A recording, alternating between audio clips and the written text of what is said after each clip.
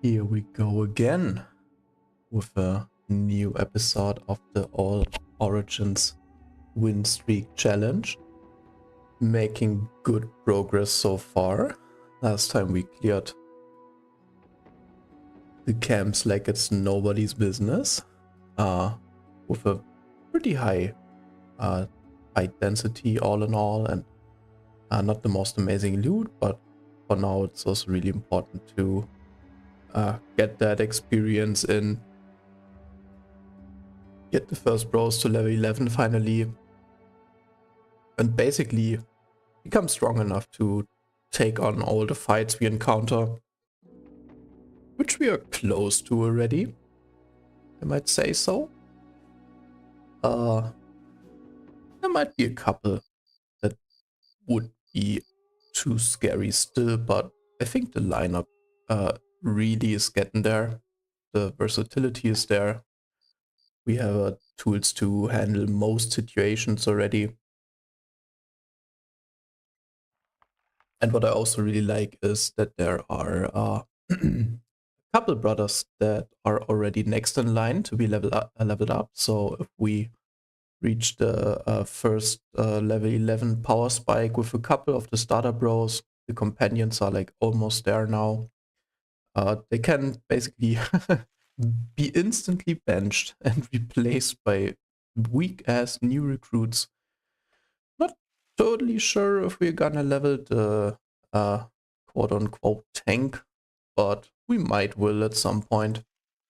For now, this is the lineup we're gonna play, and we'll occasionally be switching the Witch Hunter in and out, especially now since he hasn't reached level 7 yet, and also since I don't know, I feel like getting the Flail Bro to level 11 won't make the biggest of differences. His stats are already where they need to be for him to be super functional, and he's got all the important traits already. So the stuff he will get from now on is basically mostly utility stuff and things he needs to perform in possible legendary locations. So all in all, not that urgent actually. Yeah. And we still have the mission to take down this orc location, which is on the other side of the map, which seems terrible at first, but when you think about it, it's really not that bad. It's the perfect opportunity to clear like most of the foggy area in the center, going like up and down and really weird lines to explore everything. And then in the end, complete the whole circle by ending up at the castles where we started. And it's basically just another like 2k gold on top. And no, it's not 2k. No, I just remembered. For the destroy a location contracts, you only get the money for the dudes you kill in the location. So it's most likely gonna be little money, but hey, it's just stuff we wanted to do anyway, so cannot complain there. And we've got a lot of resources to spend. We've got space in the inventory for days still. So let's just continue going up, down, up again. It's kind of mowing the lawn. This is mowing the lawn style movement. Yeah, but that's why you mow the lawn like this, right? It's just that efficient. So let's take our time here. Not move too fast. Ah, okay. That's quite interesting. So we are entering greenskin territory indeed. Hubert talks as he walks up to us. I'd say orc territory by the looks of things. Okay. I really would love to get the according ambition rolled now. We rejected the last ambition because all of the options were a bit gambly and yeah, not really promising. So I figured we could reset the timer for the ambition event and hope for something that's more achievable in the near future. And I also feel like getting the goblin amulet is not as beneficial as you might think, because there are rarely any enemies that will ever elude you. It's basically the goblin shaman, enemies with nets, which are almost non-existent. It's also goblins and maybe the occasional mercenary here and there, but you will never fight mercenary lest you attack them yourself, so you can completely control that. And yeah, it doesn't really benefit you that much. So, or maybe I'm missing something here, but I feel like it's not that big of a deal having this thing. And on the other hand, having the you cannot be stunned trophy is a real game changer if you put that thing on one of your damage bros in a crucial fight. It's just really that good. Yeah, this is like almost as high as we would want to go.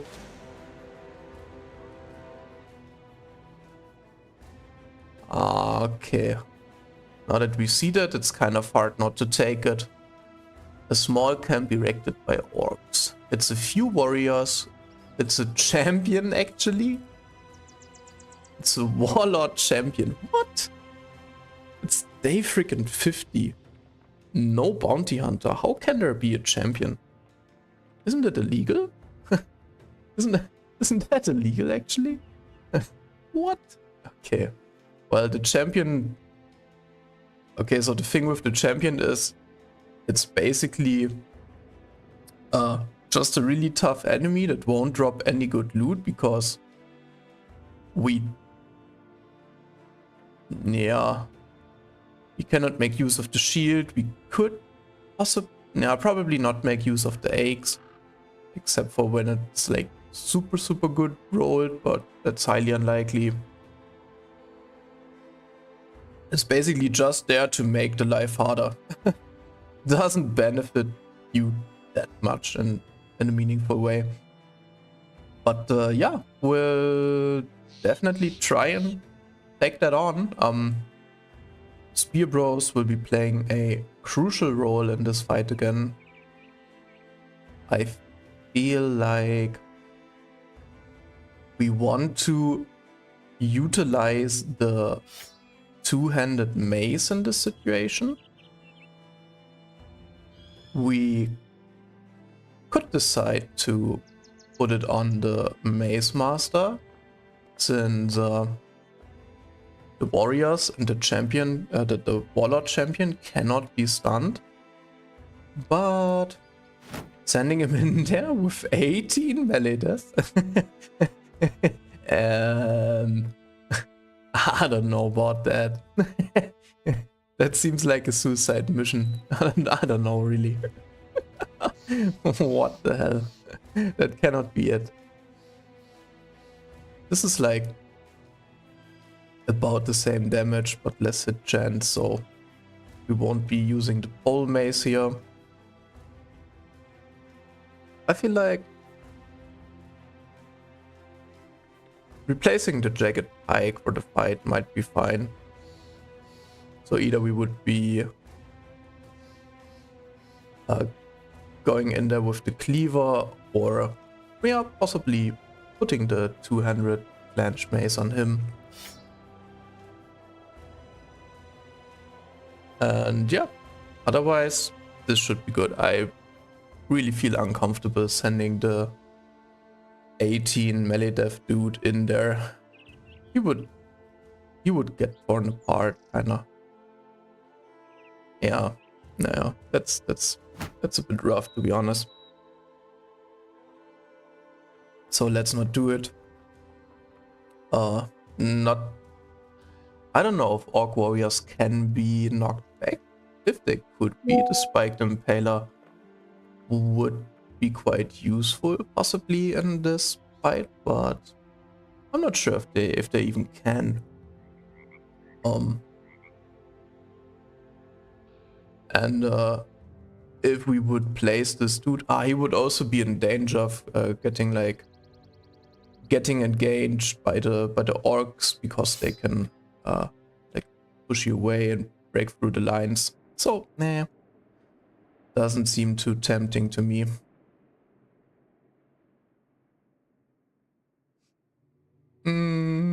All right. In that case, let's see what they've got to offer. Oh, okay. So the event hits again. Taking on 5 beasts, battles super random. We never see any beasts on the world map anyway, so won't happen probably. Buying 25 trading goods.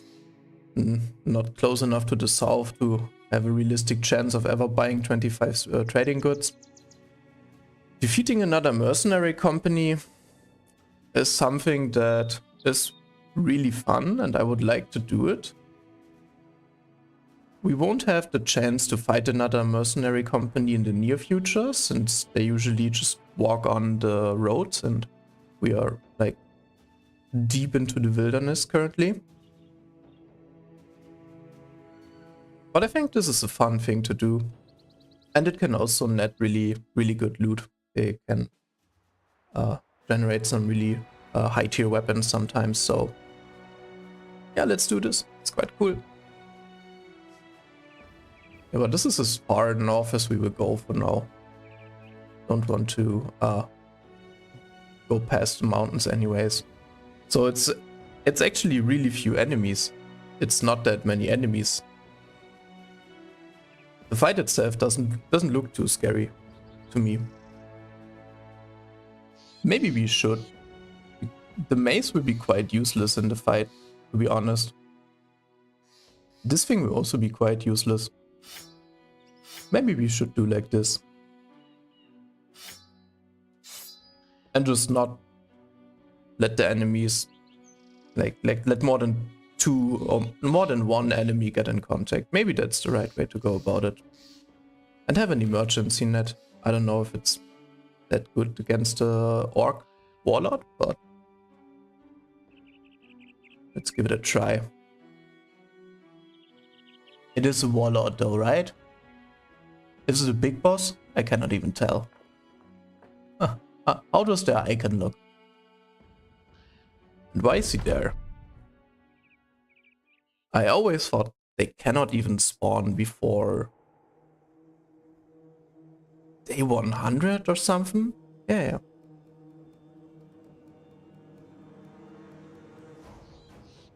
Okay, let's check the terrain real quick. This is a pretty decent position to... You could use this gap to get yourself in a favorable position and engage their flanks with more dudes. Like, if you position in such a in such a curved way, you could have 1, 2, 3, 4, 5, 6, 7 brothers, and positioning in that way would allow you to always have 3 brothers in contact with the enemy that's like engaging in these edge tiles here. So that doesn't sound too bad to me. Let's give it a try. Let's see where they go first, how far they can approach even, and where they come from. Yeah, so they're already pretty close, so we won't have the luxury of heavily adjusting our positioning before the fighting starts.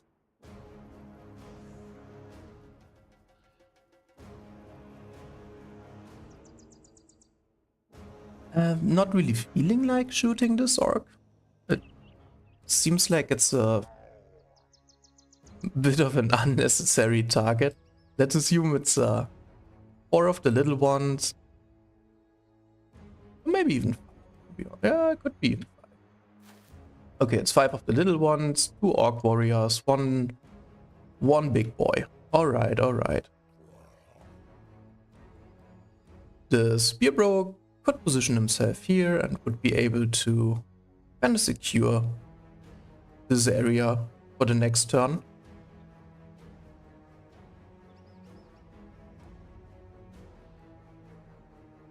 Let's see where the big boy is standing. Okay, so it's an Axe Warlord with double grip, meaning he will completely destroy us. Like, completely. His damage will be out of this world against our bros at this point in the run. 2 or 3 hits and the bro will definitely die. At least have his cat proc. At this point only our kitty powers can save us. So yeah, how to position is the question here. The positioning will basically decide whether one of our bros is dying or not.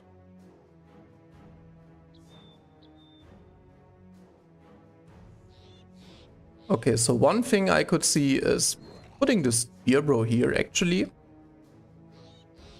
Then this tile, this hex is secured. One of the orcs could stand here and we can position in a perimeter like this.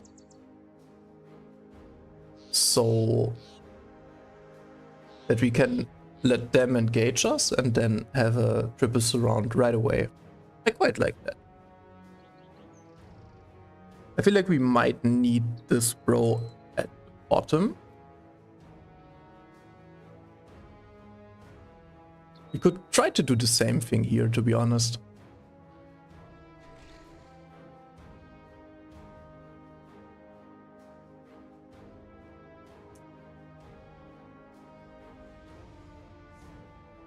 Yeah. Could try to take to do the same thing here. And in that case, we would put all the backliners in the second row. That's pretty obvious for me.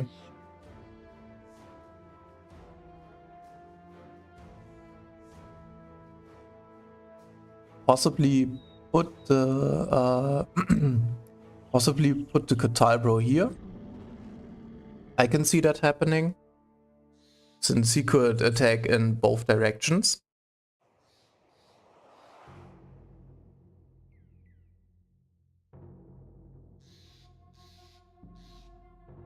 Then Giselher could be here.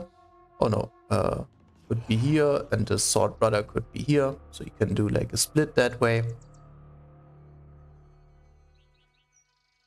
Alright. And this hex could be taken by the 200 flanched mace guy.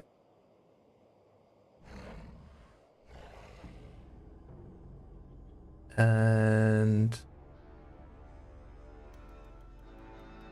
you put the Spear Brother here. And Dieter would be standing here, it seems like. I think the mace guy would be stunned in that case, but that's not an issue for now, I suppose. And I think this is a situation where you would like to raise the shield already. This grants you a chance to avoid being stunned when the orcs charge in. And we said the 200 swords bro goes here. And this is quite the cheeky placement actually, I like it. So we don't have a lot of fatigue in general, but the spear wall will come to play again with the reduced fatigue cost. So we can actually spear wall for a couple of turns, assuming he won't be broken right away or anything. Yeah. So we position the dodge here. Right, some of them are coming up to play. Come to play. Would actually like to take a shot at the champion, since Yeah, I mean it wouldn't really do any damage, right? Not enough pierce damage to go through the armor.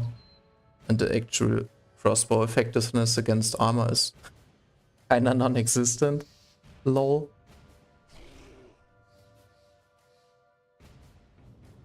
Yeah, so let's not do that. In that case, we can just stand here and wait for the next turn.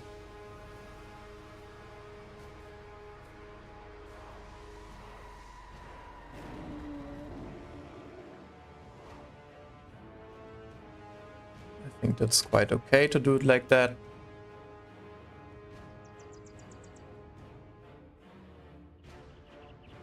We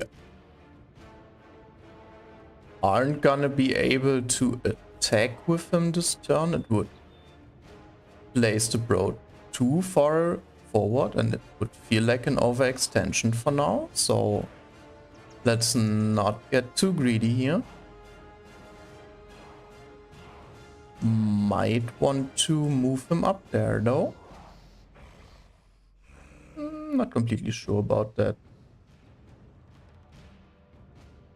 Yeah, I think we can.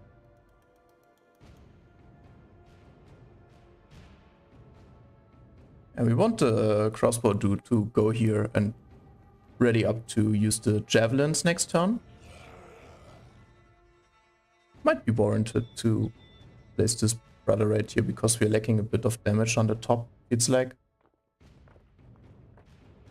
Yeah. And there's more potential for getting a multi-hit on the enemy here than it is up top, so let's do it like that. Here we go into this defensible position with the dagger bro. I also feel like the orcs won't be able to charge the dagger bro past the terrain tiles. I'm not sure if that's the case, but it's like they don't like to charge around things in general.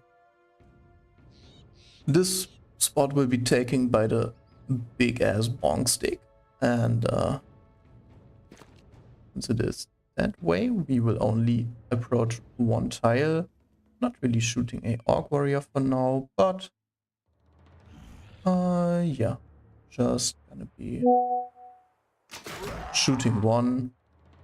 And I feel like since we've got a lot of ammo to spare right now and not a lot of range bros, we can also start being a bit more generous with yeah, just the general use of the throwing weapons. He won't need to move this turn. I think he can just stand there and hold the position. Here we will take one step forward and threaten them with the toothpick. Standing there menacingly. Here we will close the gap. And that's basically the formation now. So pretty nice kill zone in the end.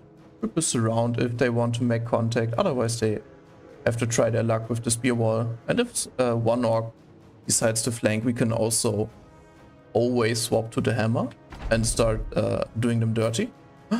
No way. He has got the throwing weapon. Okay. We ran right into that trap. But they will definitely close in soon. Yeah, here we just wait. Let them come. LOL, come on. Yeah, right. Okay. Okay, this is so stupid. Okay, so he could take the direct route and stun. But come on, this is so ridiculous. Everybody swaps to throwing weapons. Hey, what the hell? Too funny. Too damn funny. Yeah, I think we just poke here. Probably don't want to kill this orc before the warriors have moved. Here we wait. He's hesitant. They are really respecting the spear wall, as they should. Who else is gonna have their turn? This orc warrior is gonna have their turn. I wouldn't mind him jumping into the fray. So, not the worst killing this orc here. If he jumped in, he would only have one attack and then we would have so many attacks as a retaliation. Yeah, boy. Bum. The three-headed menace makes them raise the flag.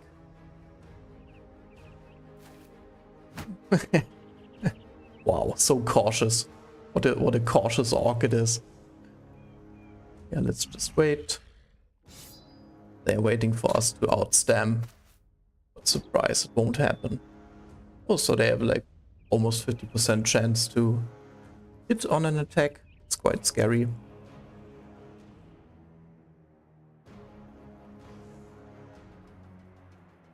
I don't think I want to put the red catcher here. I would rather have an attack with the pole mace. It deals a bit better armor damage. Oh, should have moved the sergeant so after attacking, so we could now move over here and land a hit. Well, too bad. Yeah, we just lose the attack here. Cannot wait for, because we got stunned, cannot wait for a better attack. Just give him 3 stabbies, which are super useless, it feels like, but it will add up. They have crazy amounts of armor, right? That's what makes orcs dangerous. Is he gonna jump in?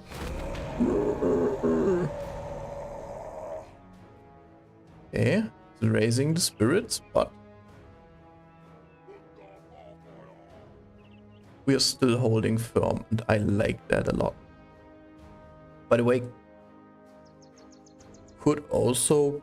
Nah, doesn't really make sense to engage here. Let's just shield wall. We don't need the fatigue anyways. And maybe it will do us any good.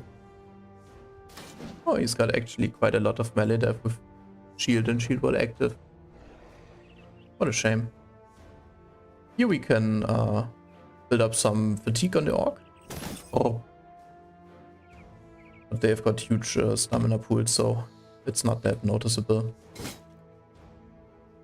We can step 1 to the right and possibly open ourselves up to engage here. And here we just wait and hold the line. Kinda sucks that they are throwing that much. At least their throwing weapons really suck. That's a good, quote unquote, good thing about it. Oh my god.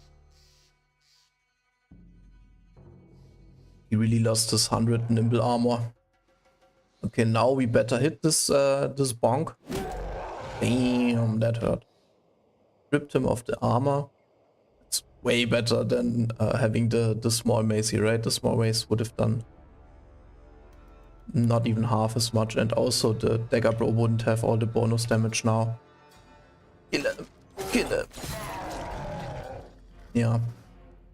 That's right, son. It's a little tempting to wait for this orc to die now and possibly jump in later with the sergeant and engage on the backline, because the other 2 threats don't seem to be too eager to engage now anyways. Crazy how little damage the bro took, even though he took like 4 javelins or something. It's barely noticeable so far.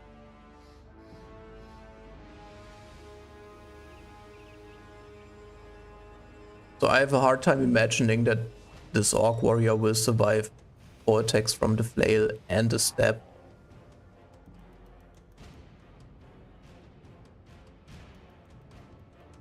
Could maybe throw 1 jav just to be safe, but I don't know. Not that necessary. Definitely will prepare the net, just so we use the free swap item action in advance. Not that we will throw it already. Is he gonna move it now? Yes. Nice. Getting another good dodge. That's great. He decides to be completely useless and go for a weird flanking maneuver. Classic orc. And yeah, 6 turns, so not in a hurry here. Even if this dude decides to come back next turn, he will not be able to engage anywhere, so let's just get into the fray and start killing stuff.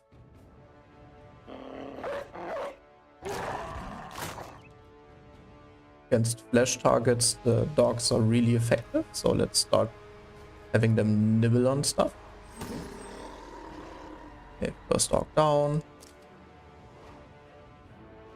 We could also play this like way more aggressive and smoky, but I think it's a bad idea if you don't restart and really play true Iron Man. Then an enemy like this can kill a Battleforged brother like him with good gear in 2 turns, just because you don't know how the weapon rolled. They use the rolls of the named weapon, and it all gets exponentially increased even with the buff from him just being a champion, meaning he does like 35% extra bonus damage on top of everything else. Okay, let's do some decent. So yeah, it's a freaking big threat, and you don't want to underestimate it. Would be nice to be able to swap the mace brother with the sword brother. Maybe we get rotation for the mace dude in the end. I can see that being quite useful. Yeah, we just keep on doing our thing here and end right away. Everybody contributes as much as possible against the one warrior in contact now. And here it's a bit unfortunate that he didn't break, but no biggie. And I feel like it's more value to go for a double attack. Who could also go for a double attack like this. That's possibly even better because the orc warrior is the biggest threat currently. Even though he's got a cut leg muscle. Not too sure. Let's go like this, then the dog will most likely even kill him next turn. So he doesn't get an attack off. Quite valuable. Yeah, this is clear. Not the best weapon, but good enough for now. Toss some. Oh, no hit from the doggo. Unfortunate, but okay. Nice, starting to penetrate, starting to put some bleeding on the orc. Let's see if we can break his morale. Ah, we cannot. Might even some point in skilling fearsome on this bro too. Even though, yeah, it's probably a bad idea. Like the extra -7 resolve is a very minor effect, considering how much base resolve most threatening enemies have. Hey, stop that! Luckily they don't hit their shit at all. Let's chill for now. See how the champion moves, and then we decide, because we definitely need the power of the bong stick against the champion.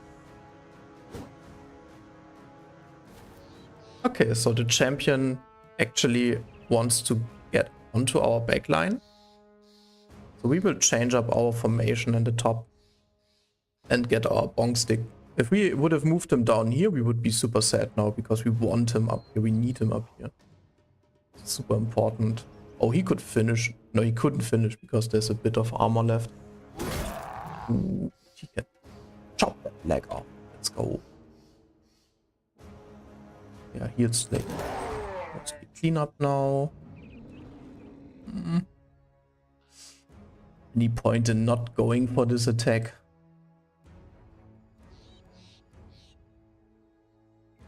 Could prevent a throw next turn, so yeah, let's wait. That's right. Here we move in.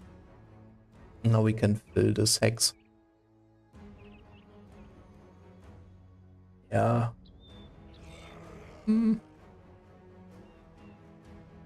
6 turns. We've got... Yeah, we've got the mace attack to still hit, and we've got 2 sword slashes, which should be enough to prevent him from... Ah, we can hit both anyways. Ah, nice. Okay, just a bit of extra tickling.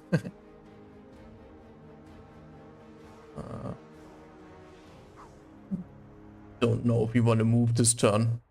I think we can just end. Finish him. Finish him. Nice. Yeah, the Orc Warlord, he has to go in. He has to hurry up, otherwise he will miss all the fun.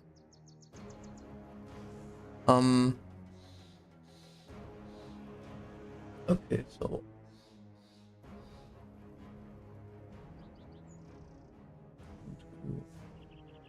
He could close in here. So next turn we might want to...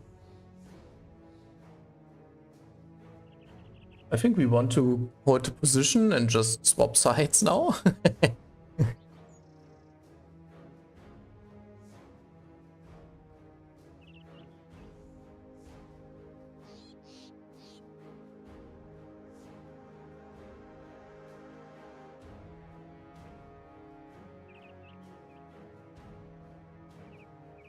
Yeah, and then he can reach us and 1, 2, 3, 4. Maybe he will come back around, but that would be silly. I hope he will engage the dodge tank. Feels like that would be the optimal outcome for us now.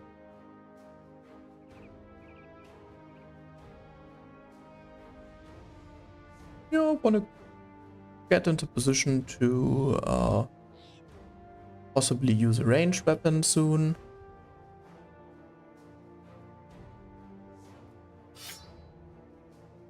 Maybe like here. I'm not too sure about that. I'm not sure if we want to unleash another hound right now. Probably not. He could jump on the Orc Warlord and then the Orc Warlord just gets a free kill and good morale and stuff, so it kinda sucks. Yeah, here we can 1, 2, 3, 1, 2, 3, 4. See that he cannot engage the hedge easily. And just set up to surround him as soon as he goes in. Get a good engagement. Yeah. Just planning to... I hope he jumps on the dodge tank. That would be formidable. Nice. And now we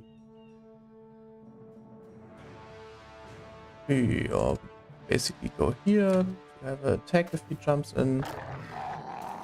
Just need to make sure that he doesn't flee. That would be hilarious if he just fled the scene, the mighty Orc Warlord champion. And wait here.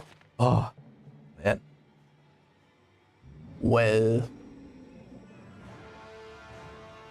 Yeah. Actually have to make sure that we don't kill the enemies too fast now. Maybe we should let down the...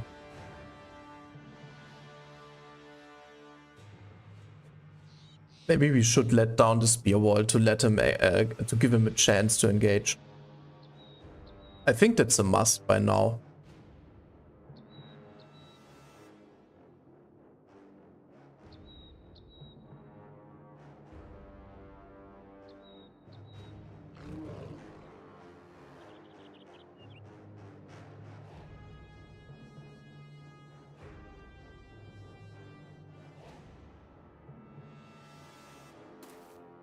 Kinda need to set up a trap.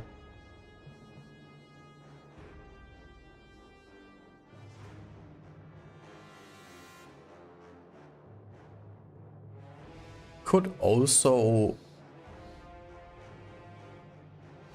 go in, throw a net. So he cannot move, but that sounds kind of silly. Let's wait here. Oh, he's done already, and he will. 1, 2, 3, 4. Can engage the orc warlord.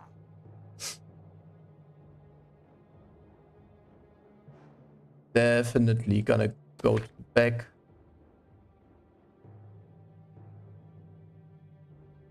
Definitely don't want to take this hex next turn. That seems like a big risk to take.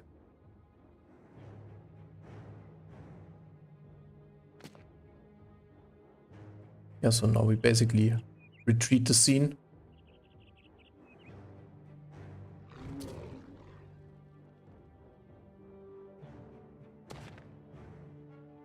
Yeah, something like this. Can kill him though, just don't move in.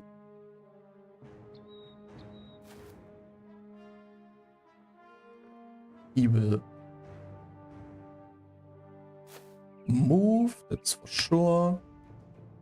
So now we definitely don't spear wall anymore. We rather position ourselves like this.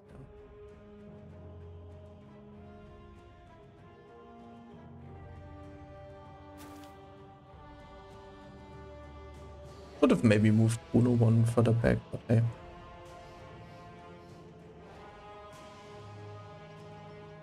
Don't really see any reason to move the dagger brow a lot. We could place him here. I don't know. Definitely want to have a shot at this guy though. Okay. The dog is not engaging the warlord. That's good for us. Could have been a big thing that could have gone wrong here. Let's look what it's doing. Okay, he's going up there. I see, I see. Yeah, in that case, we can engage. We have like 4 good hexes to engage.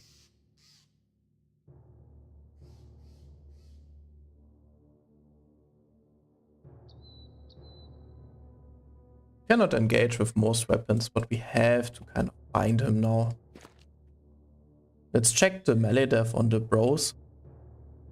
Good thing they are confident now. So he's got 68. A lot of durability on the shield. And he can shield wall for another 25. So he can get actually up to 93. Highly unlikely that the warlord will completely wreck him. Just have to make sure that we only move 1 hex. So there's still enough fatigue left to shield wall. Lol. And yeah, kind of out of the question for me now that we should go in here. We really would be a tragedy if he decided to run and then we cannot keep up with him and he's just out of the picture. Maybe even waiting to... Ah, no, don't need to wait here. Just do it like this. Hope the warlord is not just breaking through the lines then. Yeah, this is like the side fight going on. Are gonna stay back with the backliners for now, because they will have an easier time getting into position to actually hit. The tricky thing here is just having the correct setup so the bros can actually hit and don't block each other. Probably want to move the spear bro away because he's not useful in this situation. Like, it's not gonna deal any meaningful damage. So these 2 bros have a decent shot. Spear bro hasn't moved, so we could just place him here and then add some surround bonus, but we won't do much more than that. Okay, so these 2, these 3 are taken. This tile will be taken by the bonk stick brother. And he might have to jump over the bonk stick bro. So the bonk stick bro goes here and he goes here. And then we only have 1 shot with the dagger next turn, but it's better than nothing, I guess. And kind of feeling a bit too greedy to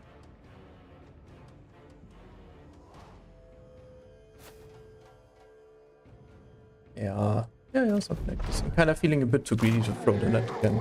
There's no nets available on the whole map, so be a tragedy to use that. Tragedy to use that here.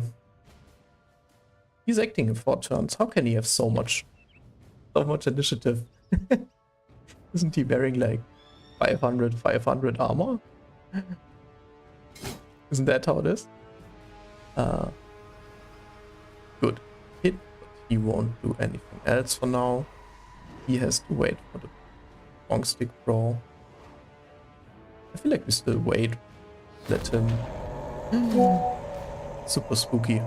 Yeah. I feel like we waited. He didn't hit. What was his hit chance actually? 21. Okay, so he's got maybe like 90 melee skill. Oh, it's a 95 already. That's great. Okay. Good that this attack hit.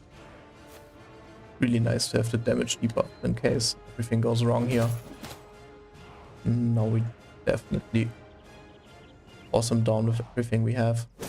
Also no reason to try to shield wall. He will have way too many targets. The hit chance here. Ooh, come on, strip him of the armor.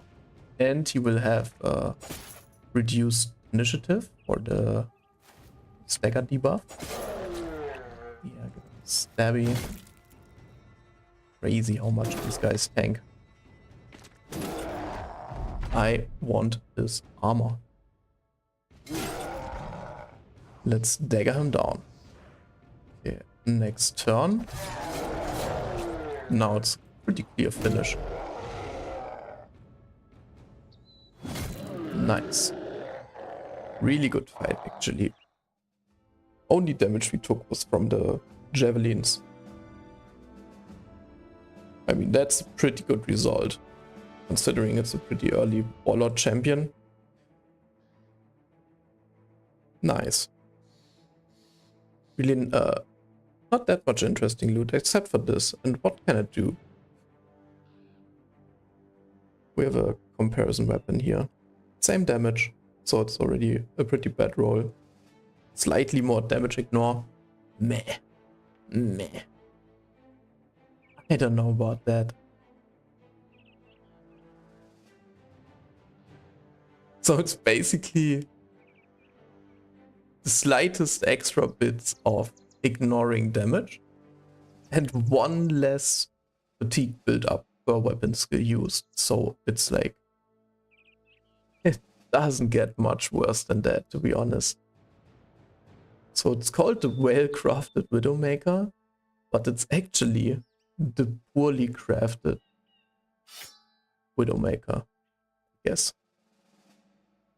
Yeah.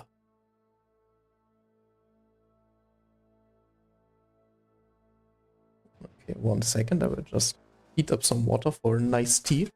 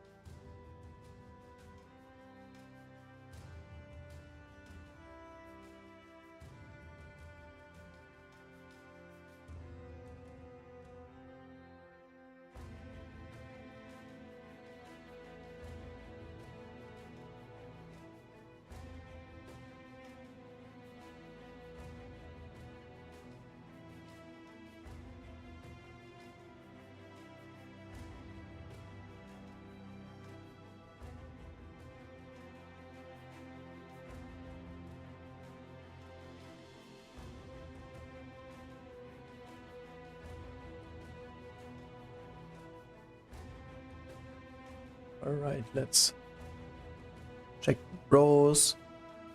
The water's heating up. We're overshooting so heavily on tools and supplies. I think all the looted tools and supplies just went straight into the bin, sadly. Oh well. Got another level up on the cleaver bro. Pretty obvious picks here.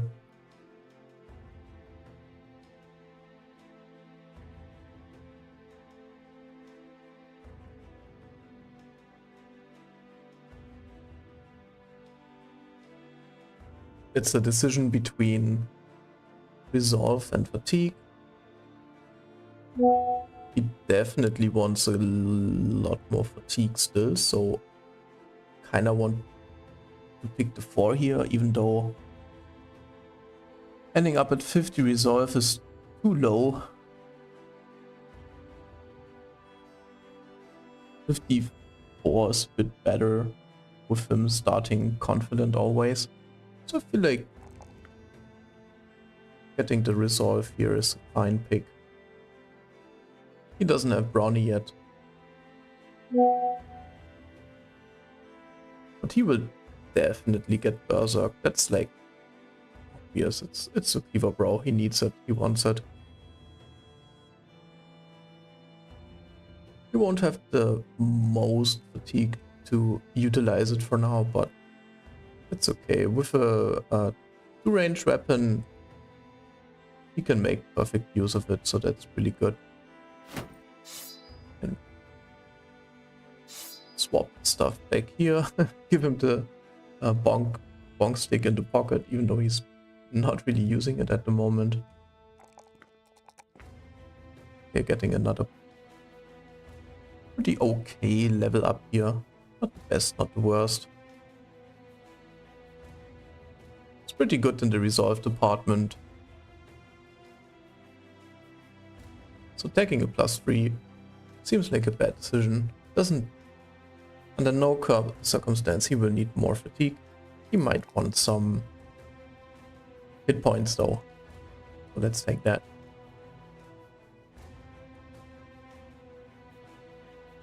And taking Killing Frenzy here is also obvious, because he is supposed to deal damage for now, and that's basically all he's good for currently.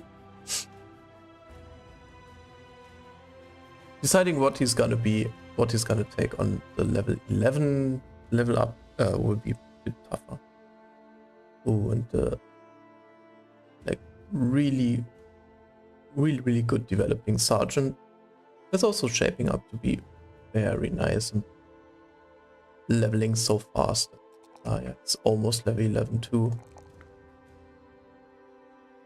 So I feel like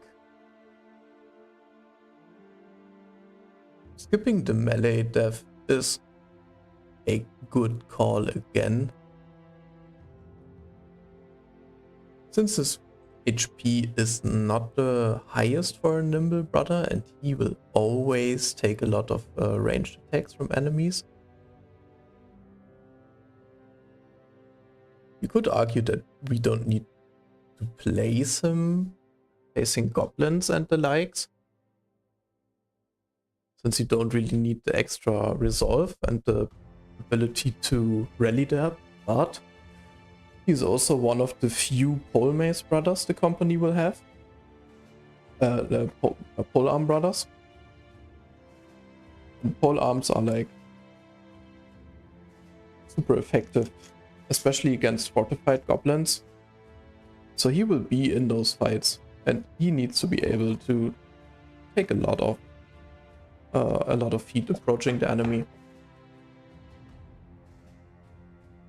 So I think it's actually more important to get a little bit more of HP than anything else here.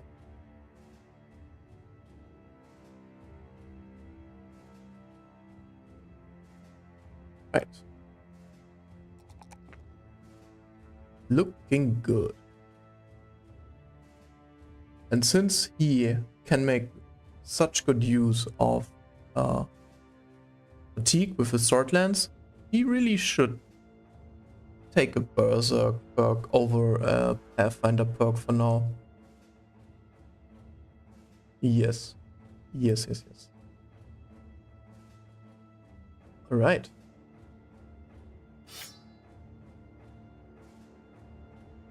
Yep.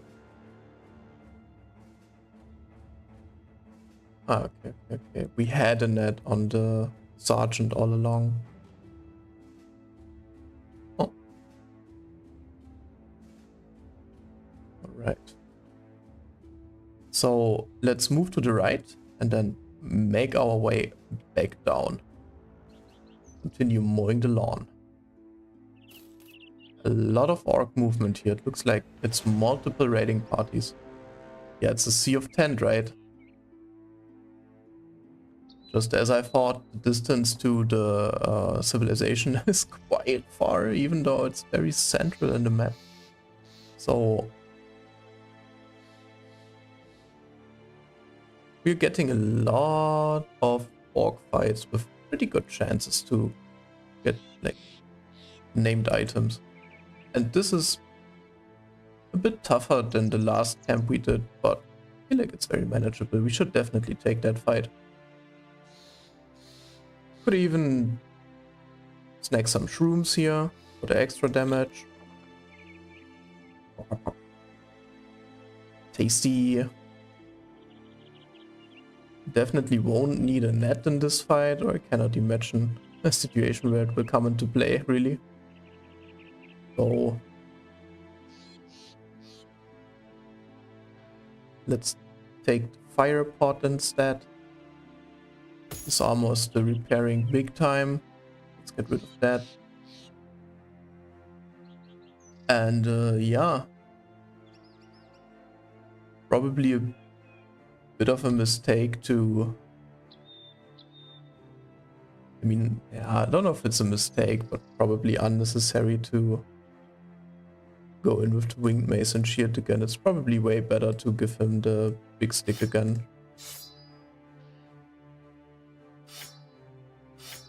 At least for now. I wonder if we even need the bearded flail guy in this fight.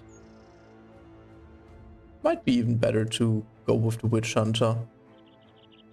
Having an extra range bow is quite advantageous in this type of fight.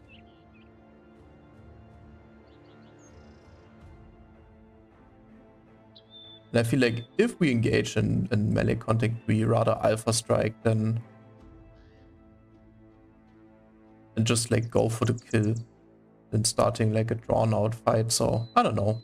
I feel like this can be really good.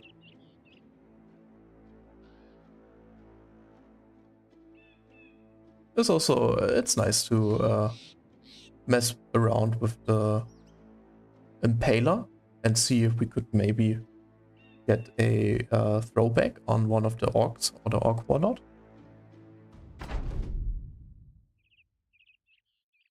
So now we have a hole in the formation. What the hell? That's not too bad. Let's let them approach. So it's 15 enemies now. It's a whole lot more enemies than like double the enemy count. Whole lot more than before. But it was only a berserker. It's like... it's probably 5 dangerous enemies and 1, 2, 3, 4, 5, 6, 7, 8, 9. Yeah, okay, okay. The rest is just the regular orcs. So in orc fights, it's always the most important thing to really get the positioning down in the first turn of combat and really think about how the orcs can be controlled so that they go where you want them to be and not just like force you into unfavorable engagements. Otherwise, the fights become exponentially harder. So I think this is a... because we've got the central terrain here, it's a good opportunity to funnel them into the middle again. We could... we probably also want to do it instantly engaged and bind this orc where he stands so he cannot charge and stun. Then we place the Spear Brother here.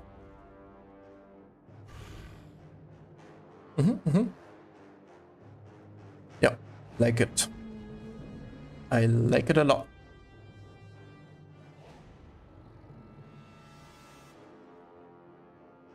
The other Spear Bro can take this position.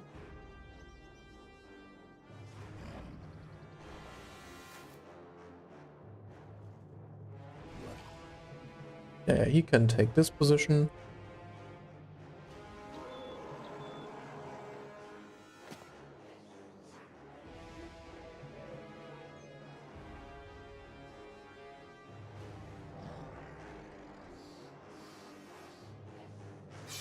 Makes a lot of sense to me.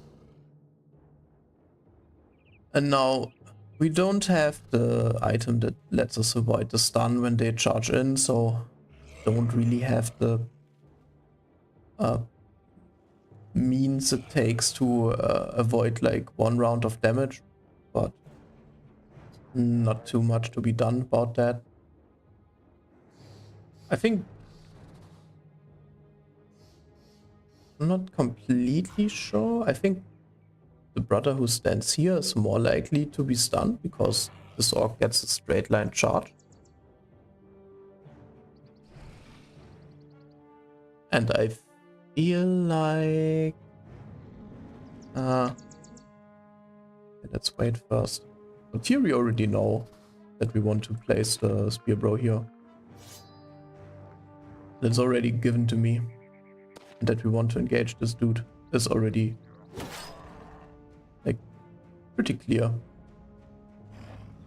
Might step in with the Sword Brother next turn to go for the finishing blow. And just tickle him a bit for now. Okay, so the Warlord wants to take the upper flank. It's only 2 warriors down here. I'm pretty confident that the Hammer Brother with some backline support and so on can take on an Orc Warrior right now. It's only level 7 or 8, but this should be fine. They've also, both of them have got shields, so they don't have the biggest damage output. He's still got a lot of... Still got a lot of damage, even though it's not nearly as much as the Warlord in the last fight. So now, where can we land a proper shot? Would be best to shoot at the Berserk, but that's out of the question for now. Let's shoot him. Ooh, a nice headshot, dealing a whopping 60 damage through the helmet. Can't ask for much more. Here we definitely get into position to give him the pump.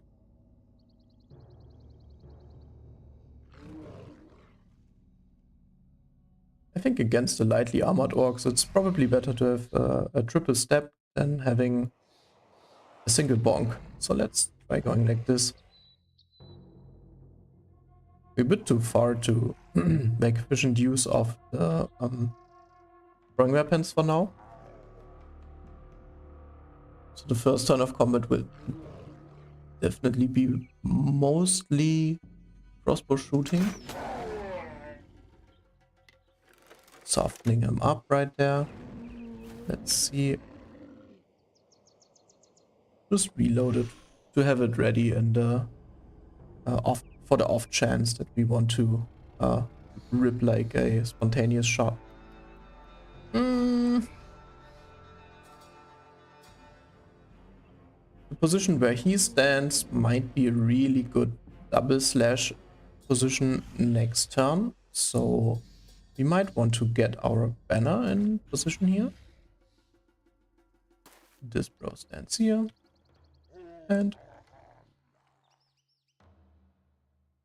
he is getting ready to swoop in and take a hit, and then swoop out with Berserk again.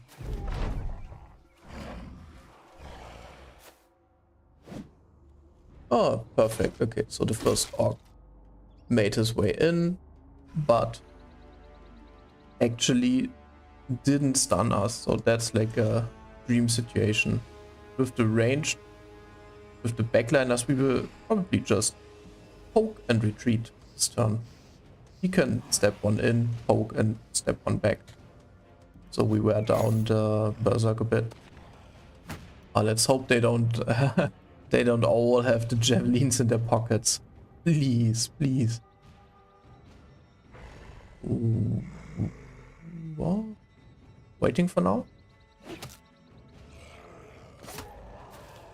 Okay. Not that many javelins. But...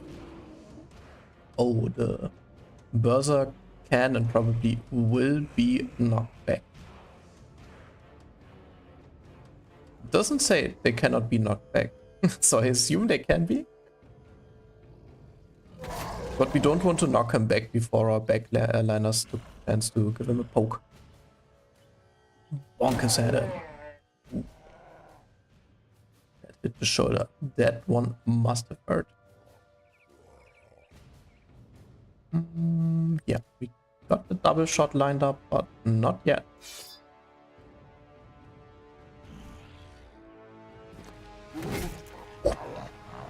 Off with his head. Off with it. No. We make our way out again. Just a hit and run tactic. Advanced mercenary guerrilla tactics right here. Oh, he might charge in and stun now. Which is totally okay.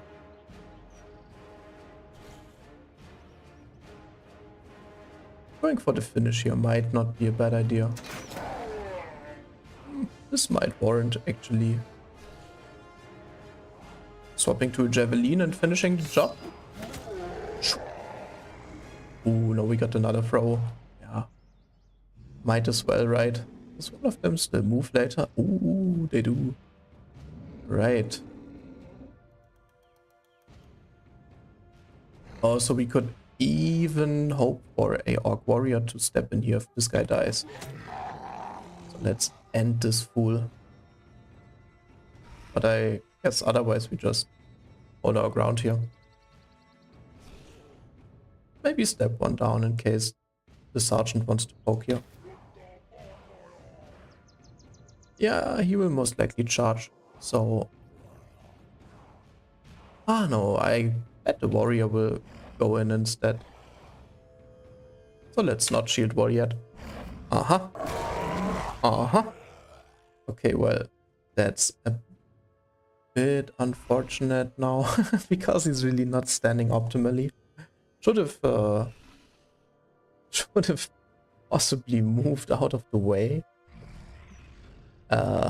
Yeah. Well. Oh well. Let's start bonking him then.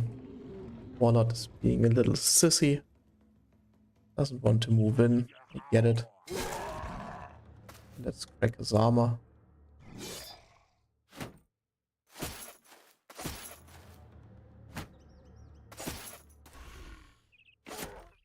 No, there you definitely see the power of the spear. Dealing literally 0 damage, but keeping them at bay, where you finish like less targets at once. And the bigger these fights get, like in later fights you have like 35 of these orcs, the more value the spearmen have. Like at some point they hold back like 10 orcs each.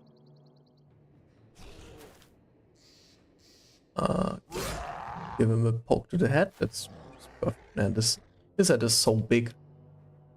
Really hard to miss, I guess. What a 5 head this guy is, though. Yeah. So I feel like being able to swoop in here. I don't know. Having the combination of the mace and the dagger is just so valuable. I feel like being able to swoop in here next turn and really mess this orc up is super valuable.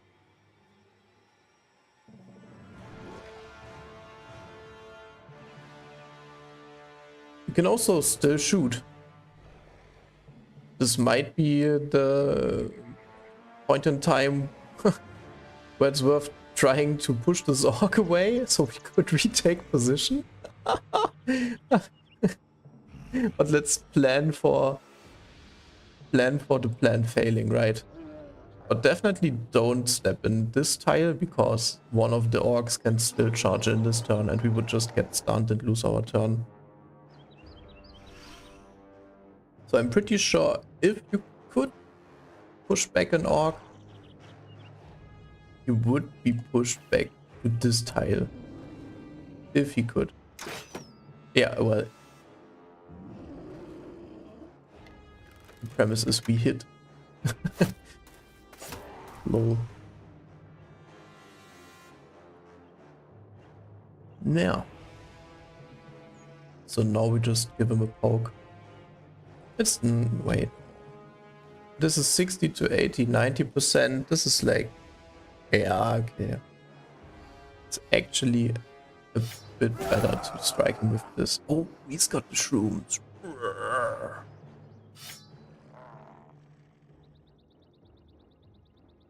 He's actually high on shrooms right now. Totally loving what's going down here. Hey, we might be able to break him. Pushback post. Too much fatigue. Can only slice once. Yeah, good luck, Mr. Skapskra. Ha! Shields up, man!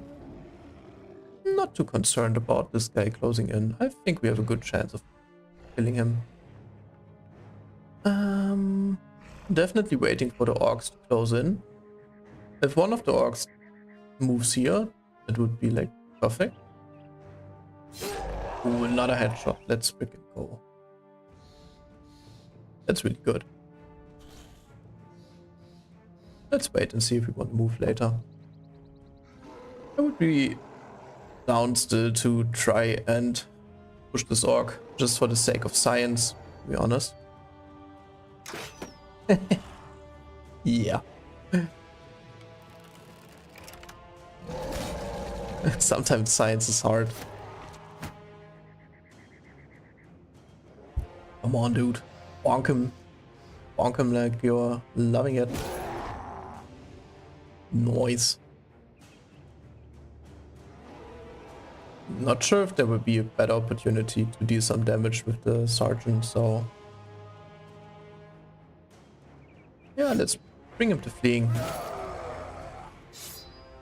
Concentrate the damage on this one dude. Waiting with the sword, brother. I think it's still a bit too early to try and chop the head off. Ooh, now we could give it a go. It's definitely more damage than the regular attack. No, too bad. So this was basically it, damage-wise. The dodge tank won't be able to do anything. If we want to prevent him from attacking, we have to land one shot and hope he breaks. Yeah, perfect. Could just reload the crossbow in case nothing else comes up. This bro can still spear wall forever. The main danger is that the spears might break at some point. This spear is still doing really good. Yeah, I don't know. Let's... come on, smash him. Oh, he's still alive?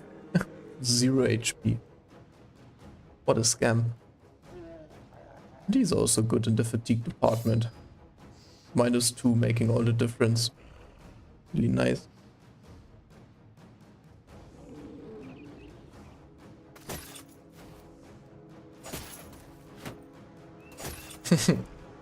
What chance do they have to break with shields up?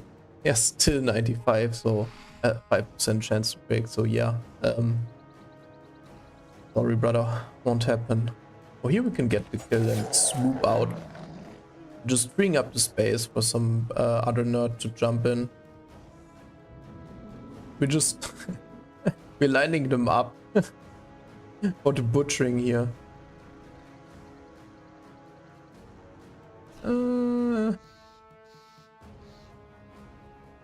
Yeah, I mean, I guess, just like this. Probably want to move the Sword Brother somewhere else. He doesn't feel the most useful where he's now. Probably also could unleash a doggo, but the doggo would be suiciding himself afterwards, so he's staggered, right? He will pretty much act last next turn. Not stagger is such a mighty debuff. So why not place the doggo here and let him rip up the naked dude? He's too cold to put him close when he goes into battle, so... Oh, we're raiding the camp, right? Maybe he was sleeping and just fell out of bed. Ah, interesting. Wait, I need to check that. So, alright.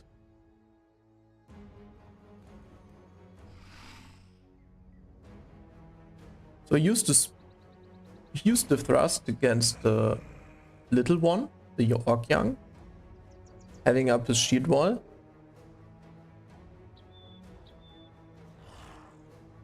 With an 80% chance to hit. And he missed that. Fair enough.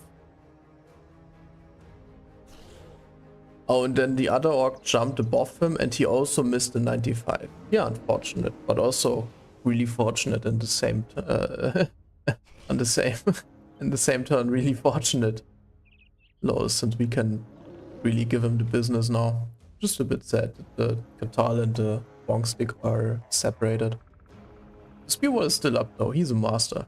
He's an expert at what he's doing. Toothpick expert. So...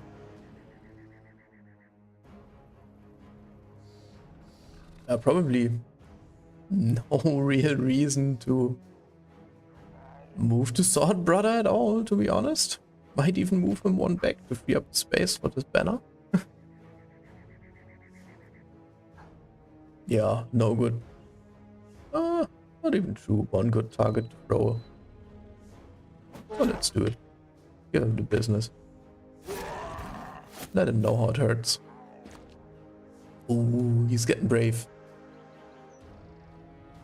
I like it. Yeah. He can step in and do one attack next turn.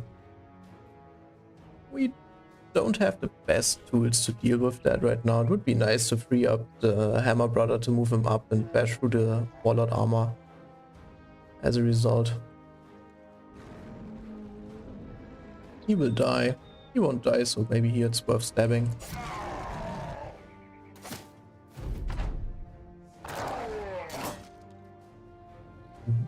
Bit off his nose. Let's go.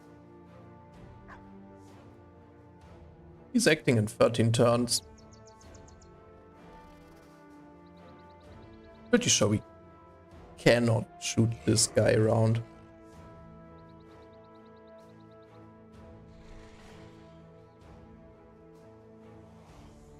Does it even say it knocks back enemies?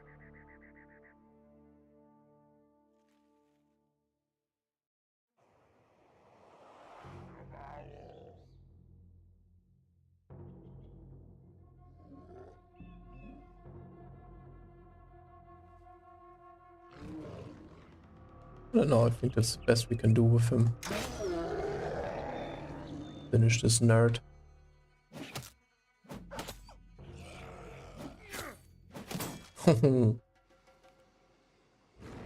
Bro was putting in work on their side.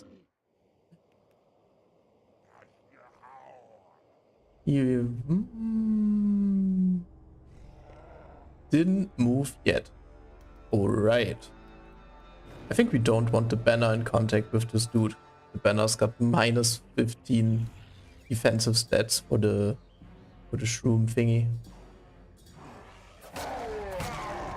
Definitely step one down, also to reduce possible surrounds for the Orc Warlord. The Orc Warlord, he cannot even step here because the Spear Wall will still be up. Let's see, he might decide to wait. Okay, some decent damage there. Yeah.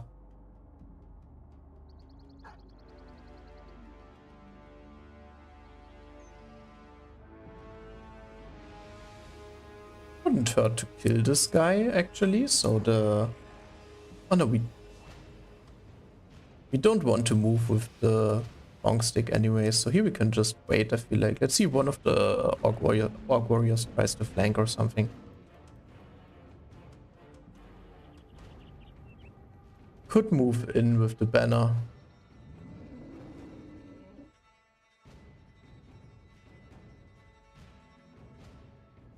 I feel like this is actually the correct play. It could net the double kill. Could prevent this guy from attacking at all. And these guys can swap their weapon and charge in next turn, I'm pretty sure. So let's give it a try. Oh! Damn. Damn. Okay, let's wait and see if we need to move. Yeah, letting the Orc Warlord step in here is not an issue for me, so let's do it.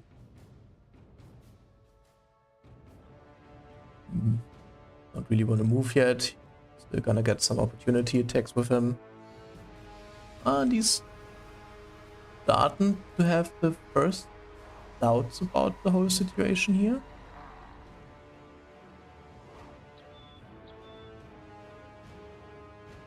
One, two, three, four. We will be able to move the Hedge Knight over here. 1, 2, 3, 4. Oh, we will be able to move him here even. And let's just wait here and let him close in. It's fine. Wait, since when does an Orc Warlord have fearsome? I didn't even know. Pretty big hit, actually. Not bad. Good hit, sir. Good hit. Here we just continue doing our thing. Okay, so we could step here, so we line up a shot for next turn.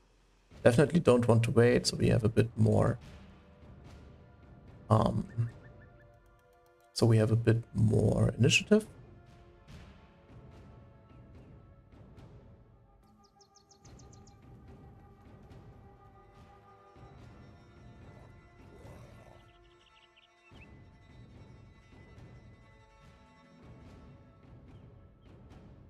Yeah, then we loop around with the long stick. Yeah, that's fine.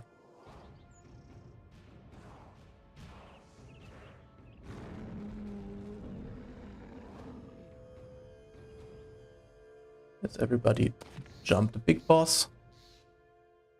He's only got so many attacks, so we might as well go in.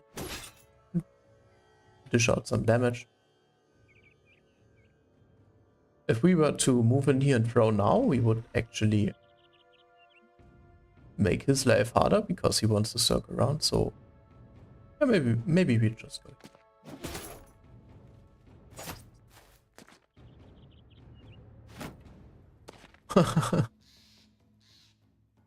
Seems like they're a bit tempted by the sergeant now. Lol. Yeah, let's not have that happen, maybe. He's still being super stupid, not learning from their mistakes, these orcs. Okay, so we have got the extra stabby, but it won't really do that much, obviously.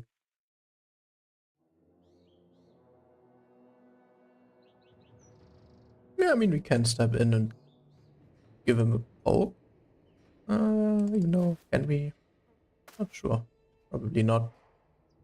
At least not safely. Here we can raise the banner for extra morale. Even though it costs a couple action points, we've got nothing better to do with it. Okay, he's in position now. What about the dodge tank? The dog will go a bit out of control next turn, I'm afraid.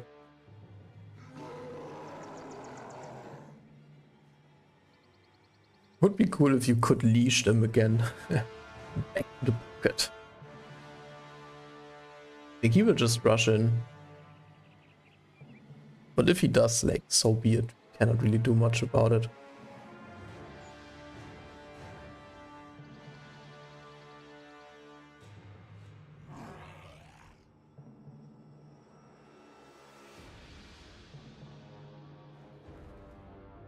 Really not sure. I think shield walling here is totally fine and letting them close in next turn. This is like a safe attack. Really decent armor damage with the twin sword. Yeah, here we have to protect the backline. Yeah, okay, he's on a suicidal mission. I see.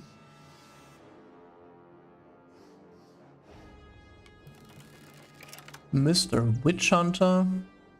Yeah, could land a decent hit. So now it's confirmed. Cannot knock back big ass Orc Warlord.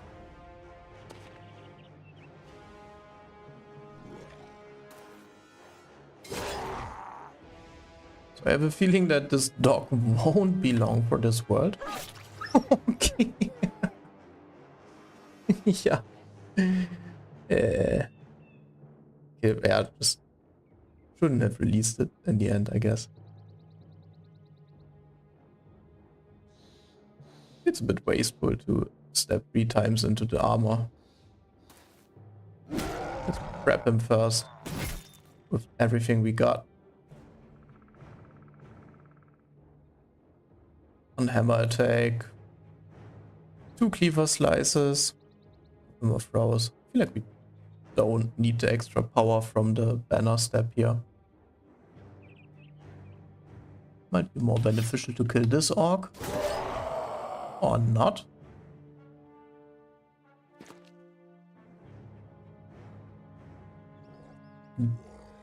Yeah, is it a good play to let him come in? I think it is. He will die this turn most likely. Okay, stripped him of the armor. Dazed and staggered, so he won't be doing much now. Might be even able to kill with a decapitate. Not if we hit the head though. 2 head hits, unfortunate.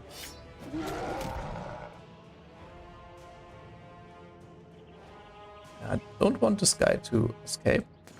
You can just move in to get the opportunity attacks and then spear roll so the orcs can't engage on the spear roll.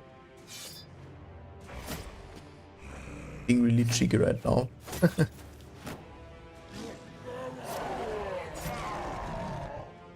Give it to him, guys. Wait. So we waited and the Orc Warlord didn't. But we still get to act before him again. It's a bit like cheating, to be honest. I take it. Didn't know it worked that way. So now we get around and get him with the big mace and the dagger combo. Oh, no fatigue to kill here. Sad. Okay, they've got enough. Yeah, probably need to chase now, so they don't get away. Could possibly break him. No. Okay, so no chasing possible. Okay. He's taken care of.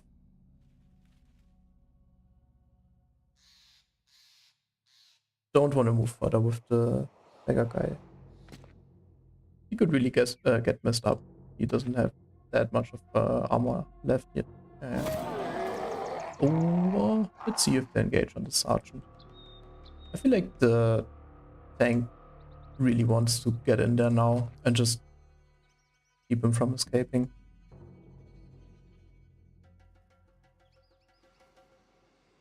Yeah, no good position for the hammer bro, so he can just move in. Left, right, dodge combo. Good stuff, good stuff. Okay, now we circle. Grab the kill. Give him something to think about. I mean, I guess he will try to escape, so let's not allow that. We can just cheat wall and chill.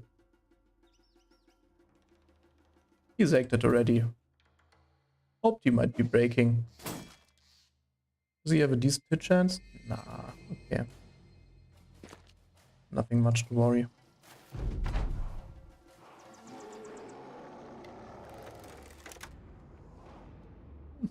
No potential for any range shots. Will take a bit until the damage dealers close in, but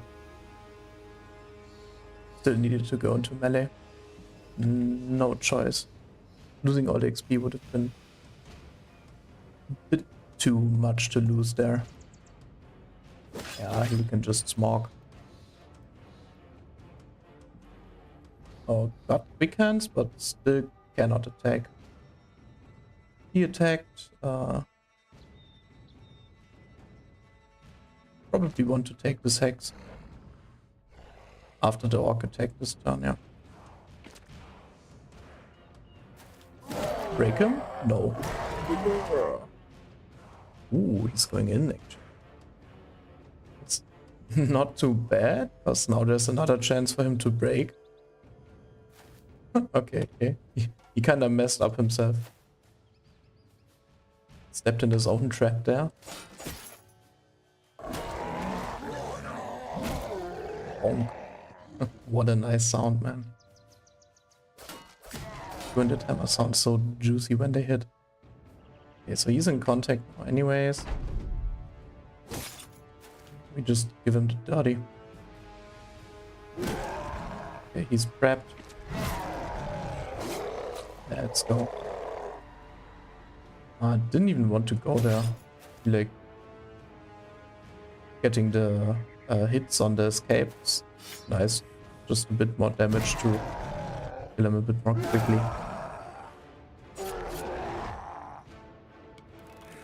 Oh, no fatigue. Come on, let's finish the job. Here we go. Not too bad for a Sea of Tens fight, actually. Most of the damage was the javelins again, and the one hit from the orc robbers was like a whole lot. Okay, so tons of meat. There. Who wants to eat all of the strange meat? Not me. At least the treasure. But they're really stingy. They were either poor or stingy. These orcs need to go looting more often. 36 tools is really nice though. We lose like half of them again, but I guess that's how it is now. Wait, what's that? Okay, webbies. We'll do that later. For now, should be going back down again. Oh, is this the mountain view already? Alright. So going back here might be a bit pointless. Yeah, okay, we've been through that piece of wood already. But going all the way around is so much off tracking. Let's see if we can find the beast fight here on the way. It looks like it's a lot of them. Hey, get back here. Wait, is this gonna be a beast fight at night in the forest? Sounds like something you don't want to use your vulnerable range bros for. And it also sounds like something you don't want any shields equipped. Yeah, get rid of this, get rid of this. Definitely use this in the fight.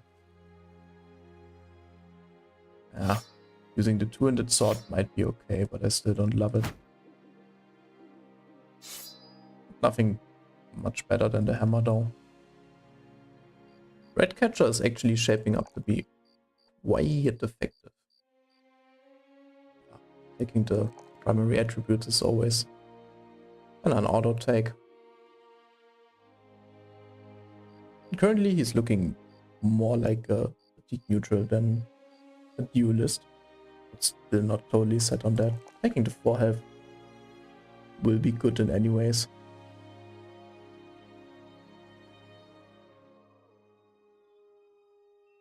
This sucks a bit because it's really hard to pick a weapon mastery for him now, if we don't know what he's gonna use in the end. So maybe it's just Pathfinder for now. Won't even need... I could make pretty good use of Gifted, actually.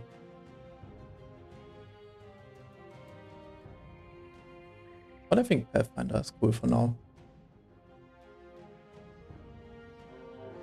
It's birdie. Alright.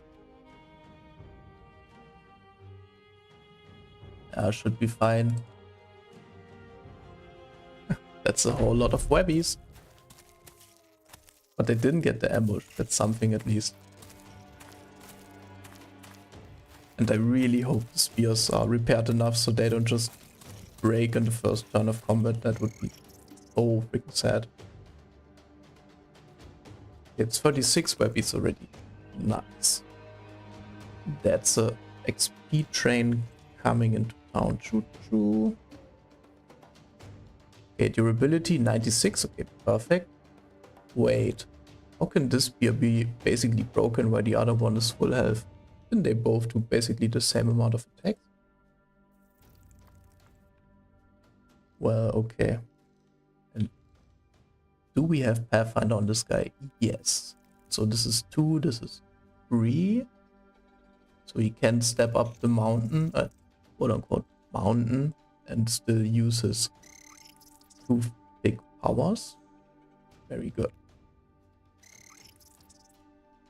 Alright.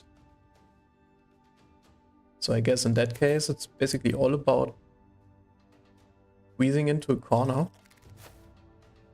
and letting the spear do the work, Ramsey likes to say. Here we can a position like that. Ooh, he's basically out of armor still from the fight, but let's assume they won't make that much contact in the first place. Range sputter will also be quite useful with a spear. He's only got like 57 melee skill even with confident, but with the spear he doesn't need much more to land one or the other hit. If the banner stands here, he won't be able to attack like this, so I guess... Yeah, he will, he will hold his ground. The banner is living a dangerous life. Might want to...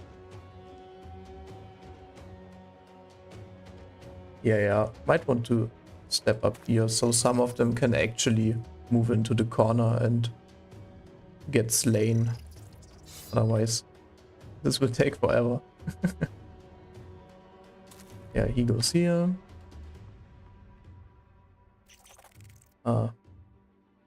He doesn't really have a place in life yet. Sounds sad, but it's true. Probably here. And then the Hedge Knight can hold this corner. Yep. Sounds good. Yeah, just pass here. Pass here. And we go up. And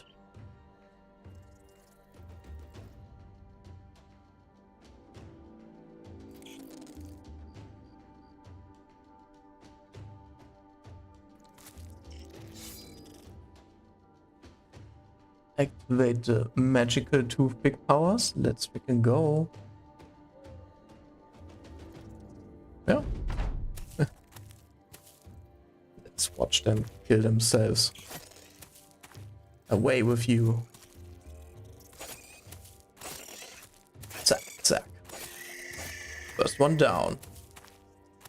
Okay, this would be so satisfying to watch.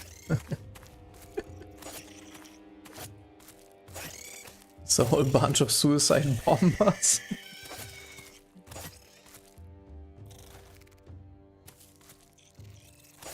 So the spear only loses durability on armor hits, and only if it's above 50 armor remaining, so yeah, it didn't even lose any durability. Nice. Yeah, that's just perfect there. Oh, he's blind. He's 9 blind. He cannot see shit again. Well, yeah. And no, nothing will be coming in this turn, so I guess we just pass. Pass. He cannot do anything as well. Pass. Here we could get one kill at least. Soften them up.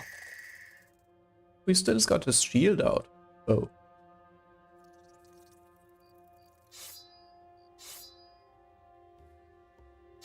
Nice. Do a poke attack and hop into the corner. Poke, poke.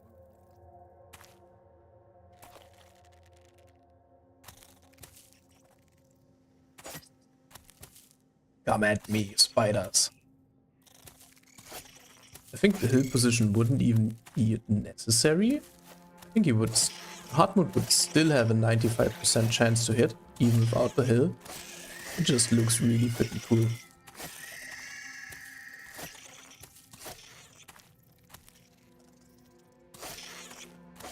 It's too many of them! They are breaking through! Or not. Dude. Yeah. Pass. Pass. Nothing to do for most bros. Ooh. Nice double. Oh, could have unnetted. A bit too quick on the end turn button there.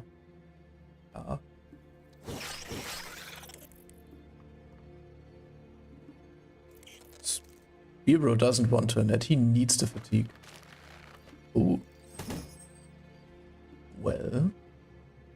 What to do here?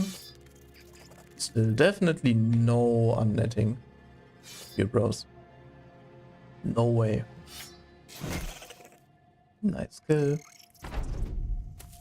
Let him be netted. Might take a hit, but what the hell? It's just spooters. Oh no, the spider is a cut neck vein.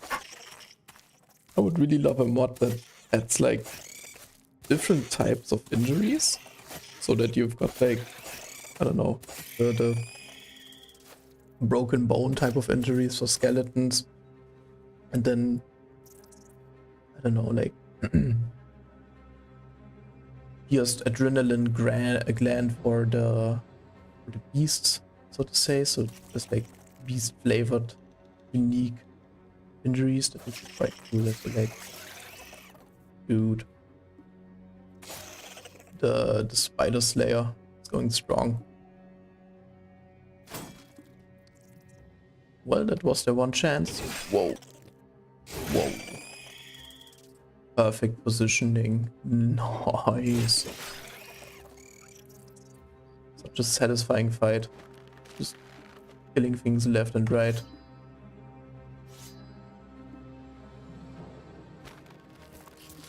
Could have killed this with the lance, but... What the hell?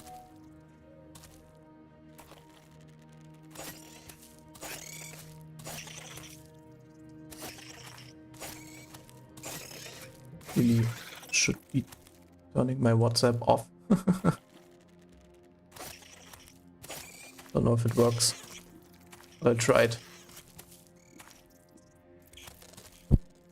Gave it my all. So how are we looking? Net real quick. Still nothing to do for the maze, bro. Ah, come on. He can join into the Spearwall party. Seems to be quite fun. Noise. Dude, Giselher is really slaying with the sword. He's doing a very good job.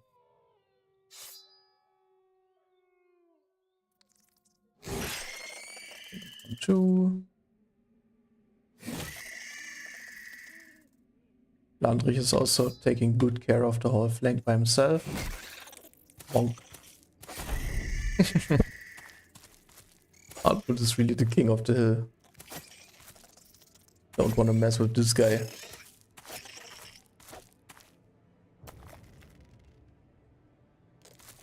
This pointy stick is too mighty. No! You're breaking through. see if we can hop in, kill it, hop back. Nice quadruple stab. Doesn't even build up fatigue with all the stabbing. It's really nice. Can just unnet this turn. He doesn't have any more targets. And unnet himself. Get that jizz off me.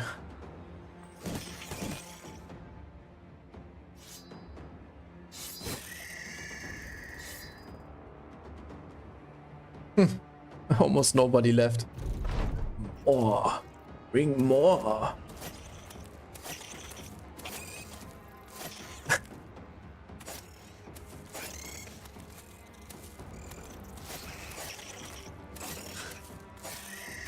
All of these suicide bombers coming in left and right.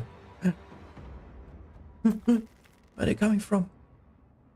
Oh, is that already? Oh.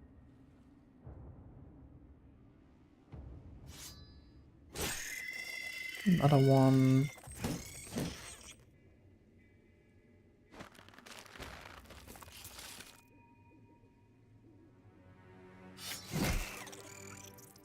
Another one. Almost out of spear juice.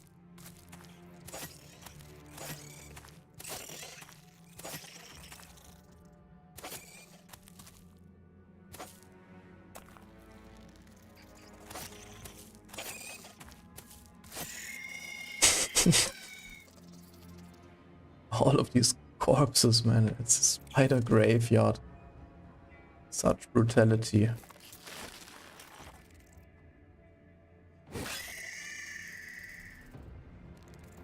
Nothing to do up there. He did his part. Landed this there. Good job, sir. Whoa. Total and utter annihilation. I think we don't even have enough spaces to hit corpses anymore. Probably no more loot from now on.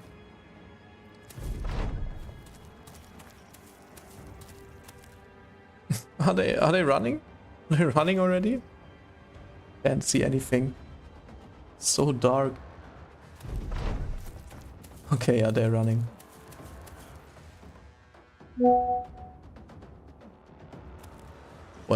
so much for turning off the WhatsApp sound.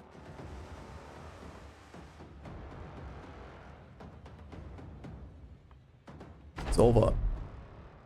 What a slaughter. We held the wooden fortress. Damn. Spear bro. 11 kills. 1.4k damage. God damn. 1k damage on the other spear bro. Yeah, not too shabby. Really not too shabby. So much food is gonna expire.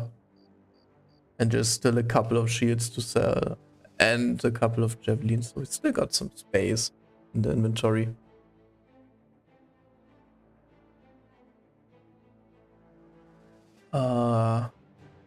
Put on the weapons again real quick.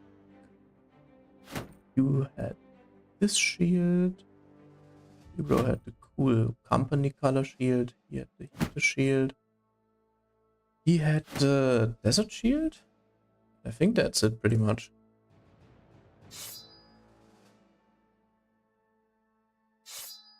Something like this looked like, yes. Right, so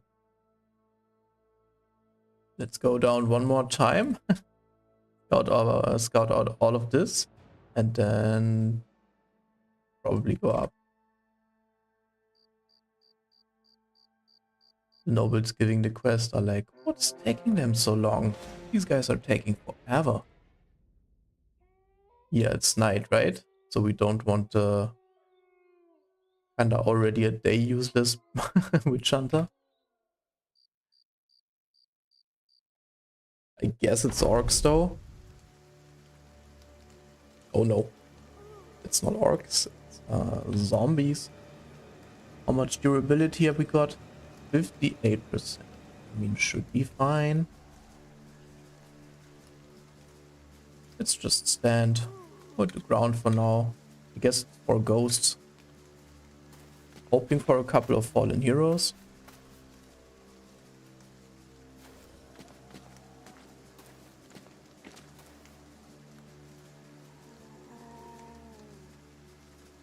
Is this like a perfect spear bro fight again? Damn.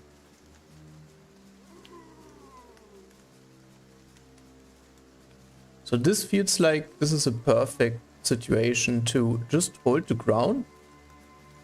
Don't engage too much. And then the zombies will block up all of the space and the ghosts will like totally mess up their movement and have to run into direct contact to be able to scream at all. At least like that's the yeah, that's the wishful thinking in my head right now. Oh, cannot even see the enemy. Amazing. Can't do anything here. Not even worth spear walling. They won't be able to close in. Yeah, I guess we just hold. Let's see if anything makes it in contact this turn.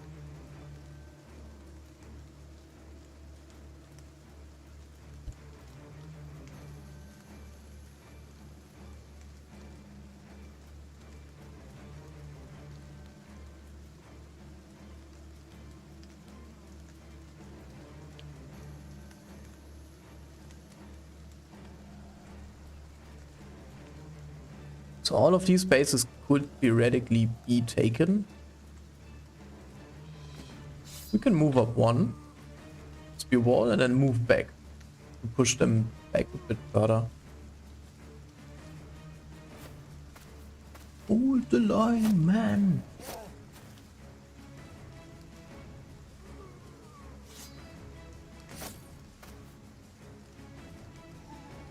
Let's let them engage first. It looks like none of them will be able to make it. Lol.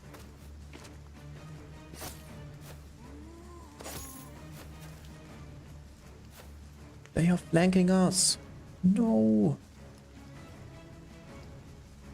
All of them have moved. Cannot disengage if we get in there and step once now. So I think this is a bait. I really think this is a bait. Cannot step here either because he's blind again. And I wish I could just remove the helmet for this fight, lol. He's even more useless than the witch hunter would be. He cannot see shit. Come on. Like really? It's definitely spooky ghosts.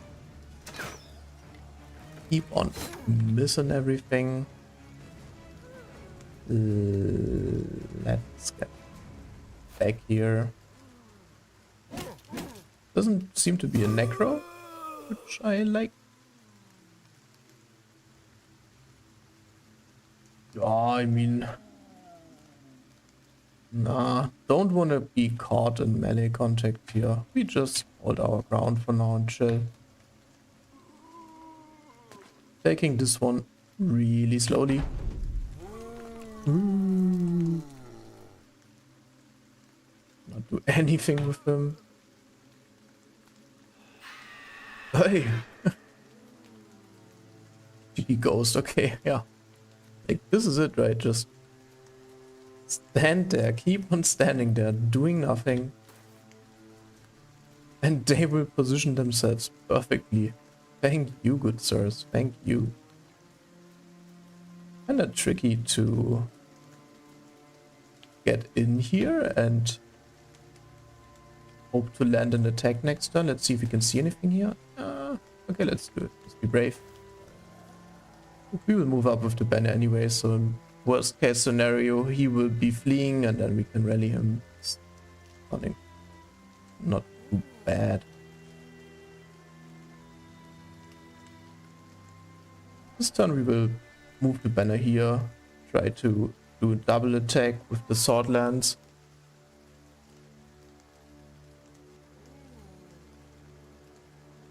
So it's probably fine not attacking yet.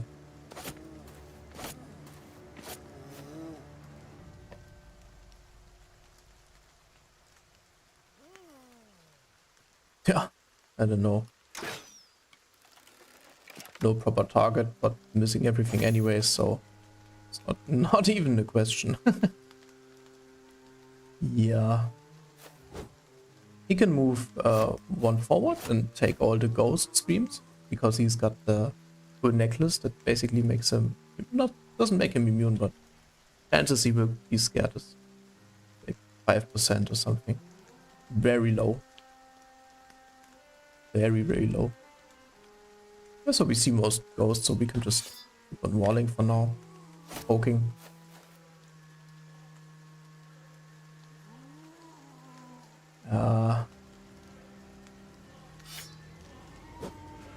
Let's start cleaning that mess up. Prepare him for a proper stabbing. Would have been nice to have a one-handed sword on this guy for the fight. They're blocking themselves quite heavily now. Perfect jam. Google Maps. I mean alternative route.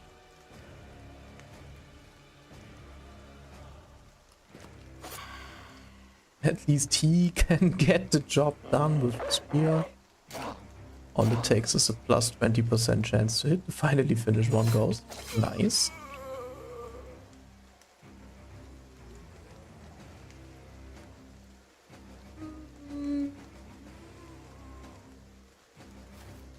This gets more hit chance in killing this dude.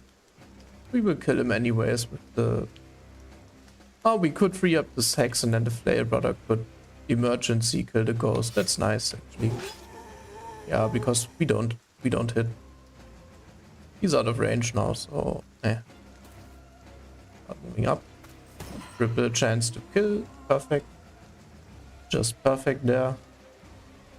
Be prepared to jump in here and finish the ghost. Get him, puppers. Get him. Okay, he only lost his confidence buff. That's totally manageable. Ooh, away with you, foul creature. Noise. Noise. Considering he's only got the basically worst of the 200 swords, he's doing a really good job. No complaints whatsoever. Is he gonna go in? Not sure yet. Let's wait. Oh no! The spear. Okay. Well, yeah. Yes, we need a new spear. No. Okay, this will be the sergeant spot to do a nasty triple attack. But we can already soften this guy up a bit.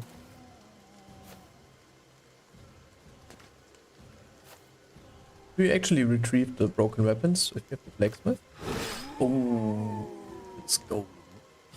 Raise the banner. Rally the man. So nice. Bonk. Let's get in here, dude. Hey, come on. Head on. Even he can attack. Contributing, guys. Yeah, I gotta help out the weaponless brother now, I guess. Yeah, range, bro. Oh. Yeah, that was. On him, push him. What? Did you see that? What's that? Oh, okay. So I guess the dog AI didn't realize there's an enemy now. The decision to try and move was already made. So the dog tried to run even though the zombie resurrected and instantly bonked him on the head. That's interesting. Never seen that happening. Didn't even know that was a thing. Cool. Never stop learning. Or just never learn. please. Chaining the three-headed flail attacks is so nice. I wonder how it feels playing a whole three-headed flail team. Nothing but three-headed flails. That might be a cool experiment, proving that the three-headed flail is indeed the best weapon. Playing nothing but the three-headed flail.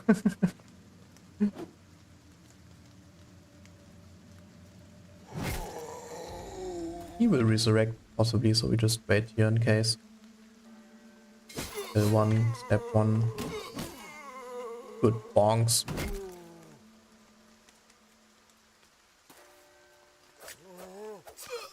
Noise. He's surrounded.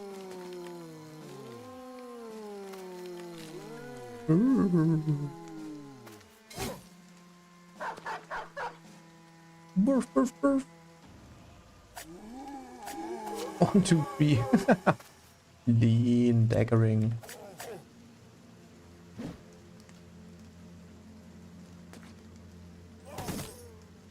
Almost.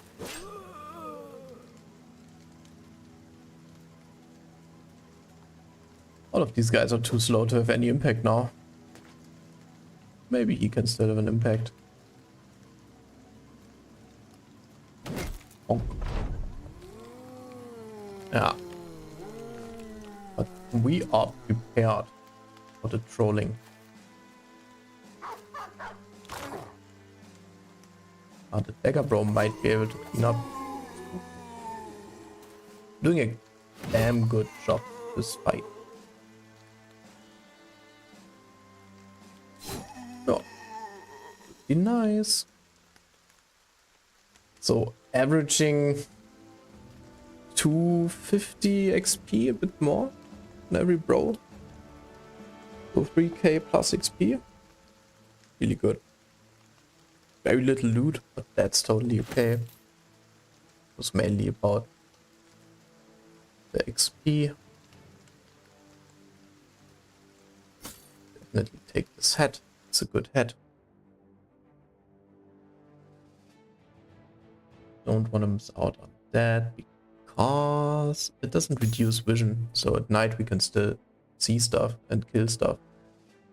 Okay, so he's weaponless. A weaponless brother. And he has got 2 spears. Okay. Yes, I know what happens next. Wait, so how many of these things do we have? Oh, we have 5. We have 4 normal ones. Had 4 normal ones and the named one. Right, that was the 5th tier 3 spear. This is such a spear heavy run. I love it. Getting so many of the best weapons. Yeah. Check out the sides. Definitely not too much going on here. Uh-huh. That's why it's super worth to always check the little corners of fog that might be left over while exploring. I feel like it's warranted to take the witch hunter now. Now that the red catcher can see something and actually contribute, we don't want him any longer. I hope it's bandits though. No, no bandits. Yeah, let's let them approach. All of them are gonna produce the throwing weapons from their pockets and start messing us up. So this is a must, right? Taking the prime shooting position, taking out this target with. Dude, the witch hunter is so freaking useless.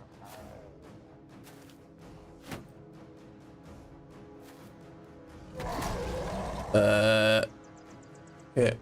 Would have never thought that he's able to get in there right away. Let's compare crossbows real quick. This one has plus 15% chance to hit and minus 3 per tile. This one has plus 10%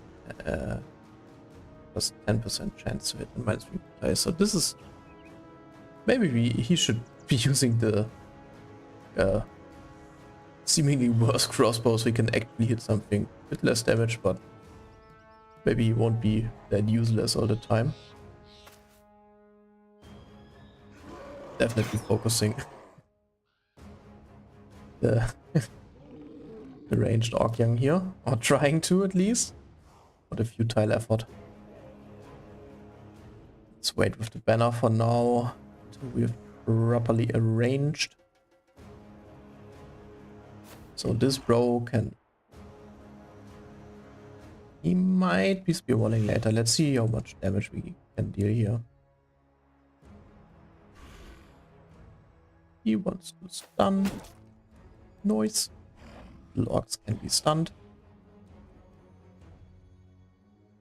Oh, so we are kind of rocking a fortress here. So let's just position. Wait with him. Wait with him. Wait with him. Back.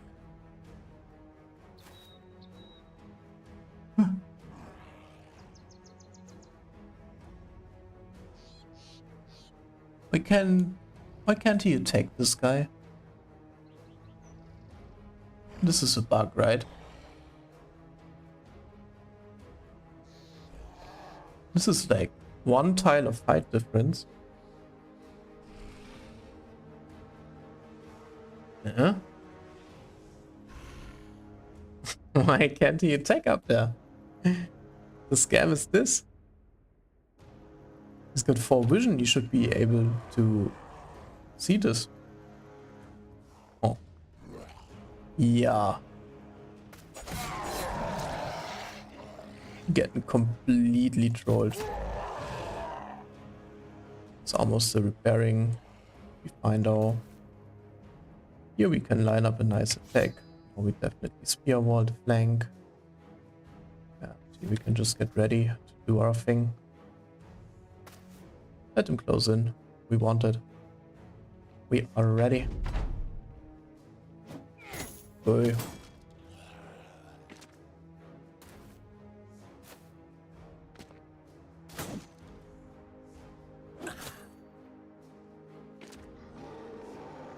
So the orcs are super scared. Who could blame them? We can still wait until we get a better shot on the throwers. Take this guy out before he gets any hits. Might get stunned for it though. Come on, dude. This is ridiculous. Why do all the orcs have throwing weapons? So troll. Bit excessive, no? He cannot attack from me anyway, so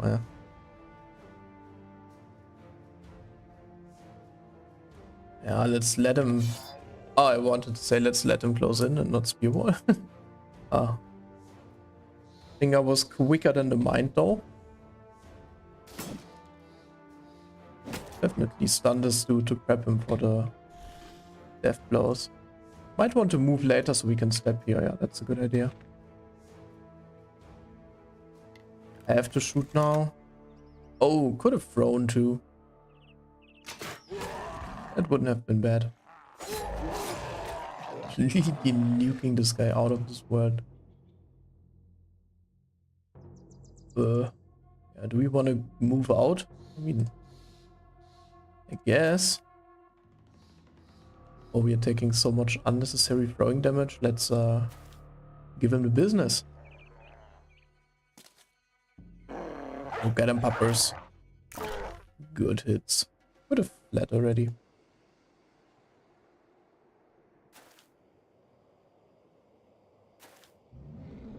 We can move in and probably stab this dude. Never mind. Because anyways, away with you. Good hit. Hey.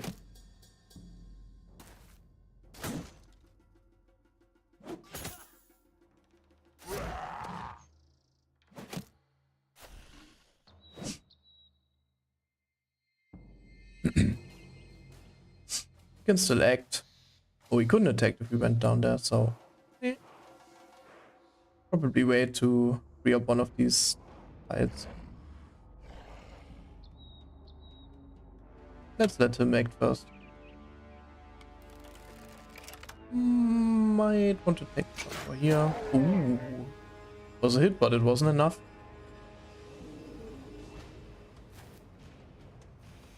Ooh.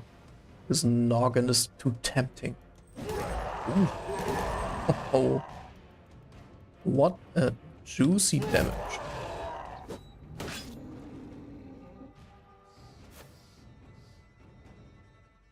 Wait.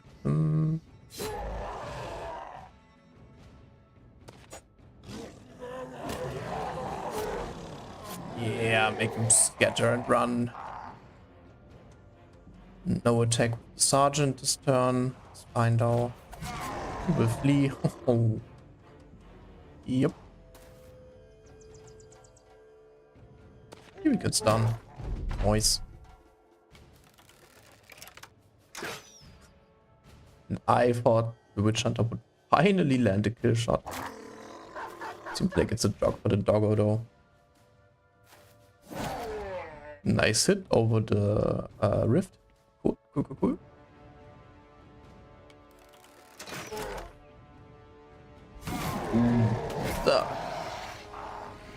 Let's go.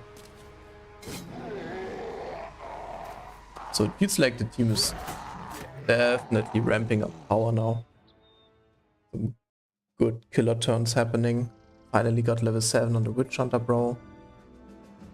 Really not getting any mentionable loot, like yeah.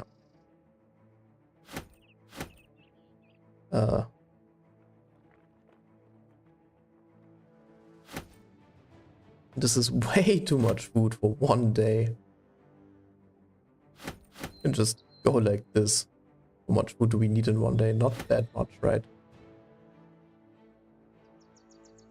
Yeah. So this is more reasonable. I mean, yeah. Take the jabs, I guess. No, they're not. Not the yellow of the egg. Okay, and the farming spree kinda continues. I really feel like this is the point in time where it's beneficial to get the donkey. Next follower slot is still super far. Since we don't do any contracts at all, it will probably take forever to get the 4th slot. And the 5th one will probably never happen, to be honest. Not until day 150. And then the run is over anyways. But that's the latest point. That might be over. What have we got here? Yeah. This sounds... this seems to be a super boring fight, so... I don't know. Not feeling it. Getting a 3 in range skill, that's nice. Getting a 6 in initiative. It's gonna be an overwhelm, guy, so it's pretty worth it, I feel like. Getting an extra 10 HP with the nimble is pretty cool, but putting in one more roll in resolve should be not a waste. He's not gonna play any role in a fight where we really need high resolve bros, or maybe Witch Shot. Yeah, maybe Witch Shot, so let's do it. He can be super useful. He's a Witch Hunter, right? He has to. It's too much flavor to not place him in the Witch Shot fight. And this is obvious. Ooh. Dieter on level 11. Keeps on rolling terrible melee rolls, but he's a tank these days anyway, so who cares? Since he's a tank, he's just taking resolve and hit points and is love and life, basically.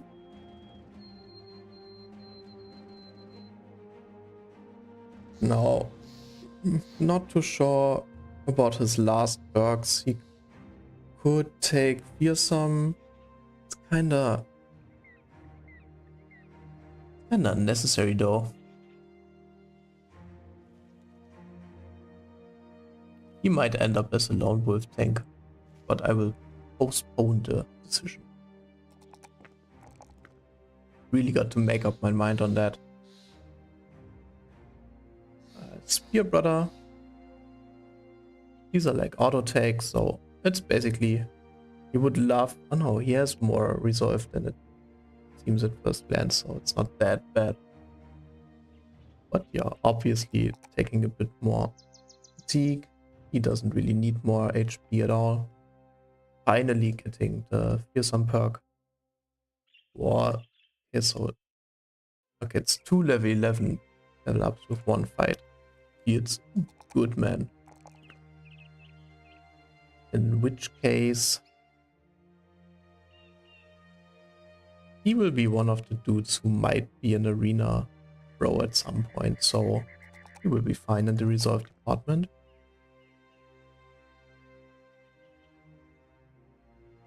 Could take another role in HP, but he's a spear brother after all. He doesn't need that much HP, even though he's nimble. He can just roll with even more fatigue to keep up the wall.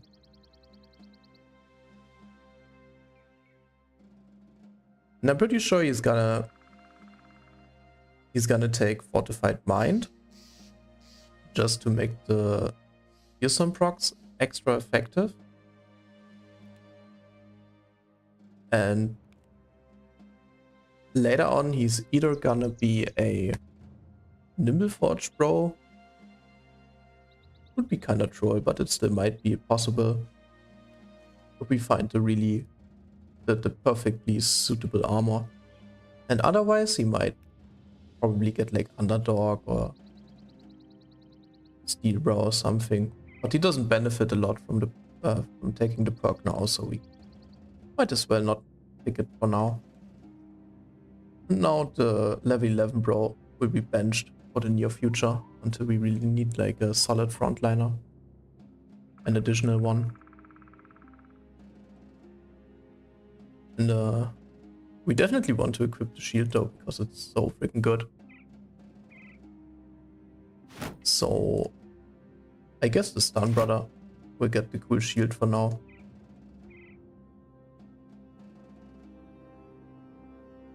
And we go something like this.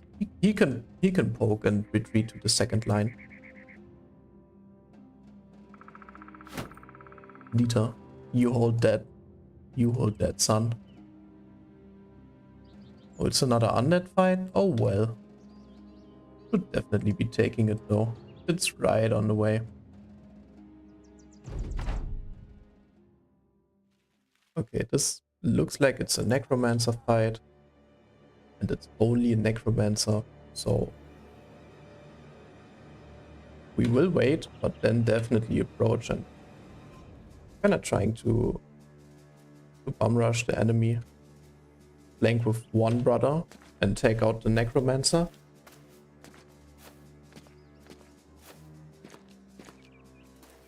Ooh, cool. It's a couple armored wiedergangers and even a couple fallen heroes, so at least there's some good loot for the taking. Nice, nice. This is like a really nice position to be in. We have like the narrow gaps. Taking a look here. Is this a champion? No, it's not. Yeah, let's just shoot. Can probably move forward and stab and then follow up with Spear Bro. The Stun Brother will want to match the Fallen Hero. That's a given. So we position like this. Ready up.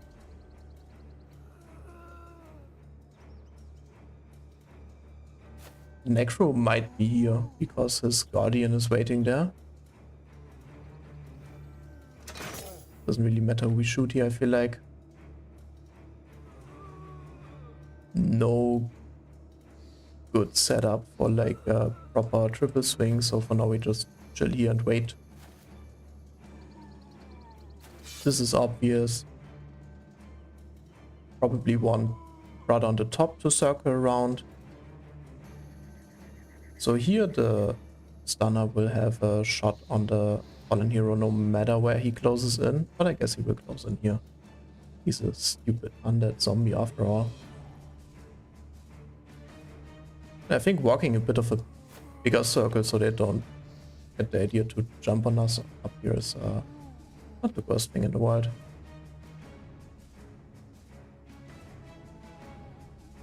Oh. Yeah, seems like we're kind of missing someone to hold the line here. Probably it's gonna be these two then, and he's just holding the top.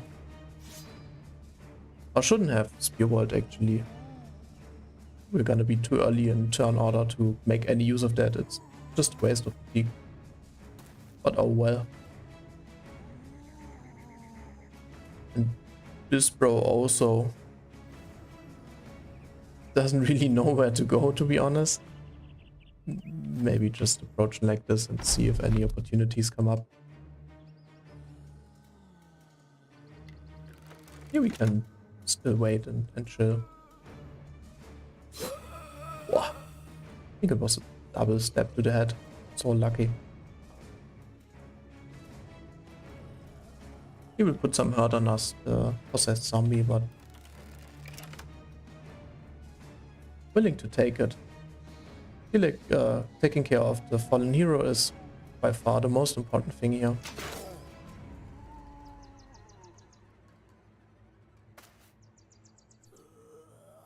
Waiting with him so the zombies do their moves first and then he will walk 4. And next turn he will still be first in turn order before the zombos and probably be able to close in or almost be able to close in already. Now the spear wall actually makes sense. Okay, let's hope for the best. Ouch.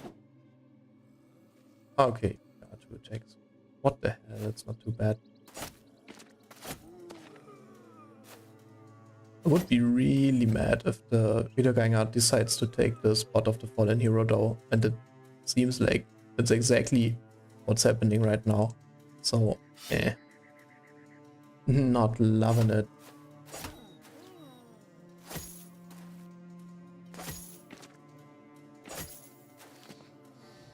Oh man, come on. Oh, okay. So it looked completely troll for 1 second, but this dude decided to move away, so there is a chance now to open up the space for the enemy to engage us. And in this situation, I feel like it's the correct play. Hey, get back there, son.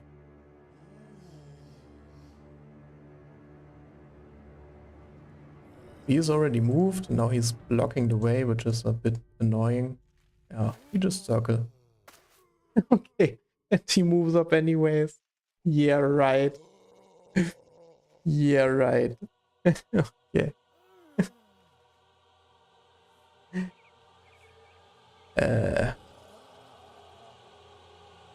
It doesn't get much more troll than that.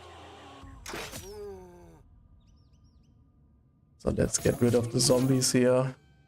Try to kill our way through. And the Necro doesn't even possess the big one. It's kind of odd. Whoa, his head.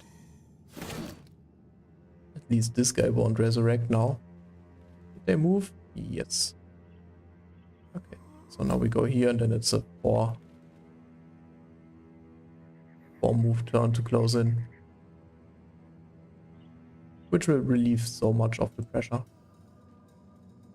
So now that we have the unfavorable engagement after all the effort, probably best to just shield wall here and kill the other guys first. Ooh, nice setup. Off the set. Lovely. Yeah. At the bottom, just holding the ground and poking is probably the best we can do. Nice.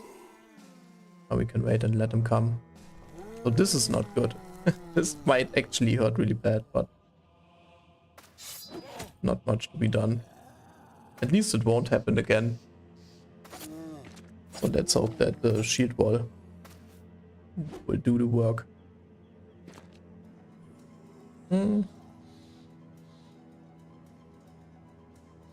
It's a pretty okay setup to deal a lot of damage. But you can only strike like this. Nice. Killing one and renewing spear wall. Probably the way here.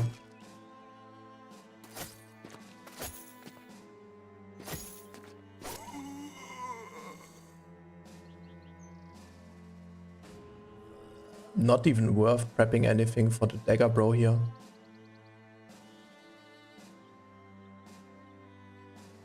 Let's just hit him.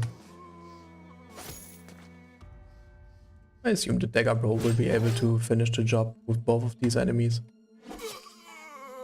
Another nice decap. Ooh, could even go for another one. And off with his head. Zombie is getting quite concerned for his master. And this dude will probably try to shield push next turn, but yeah, cannot do much about it.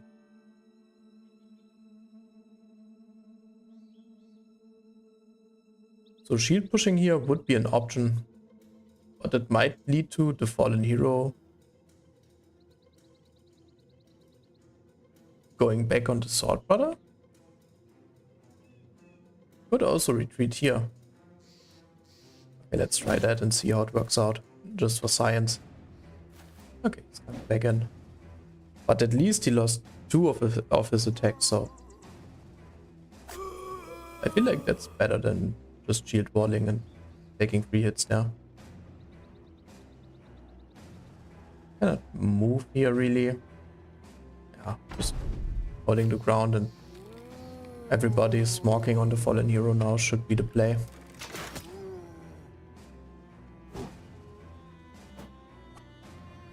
Casually throwing a jab.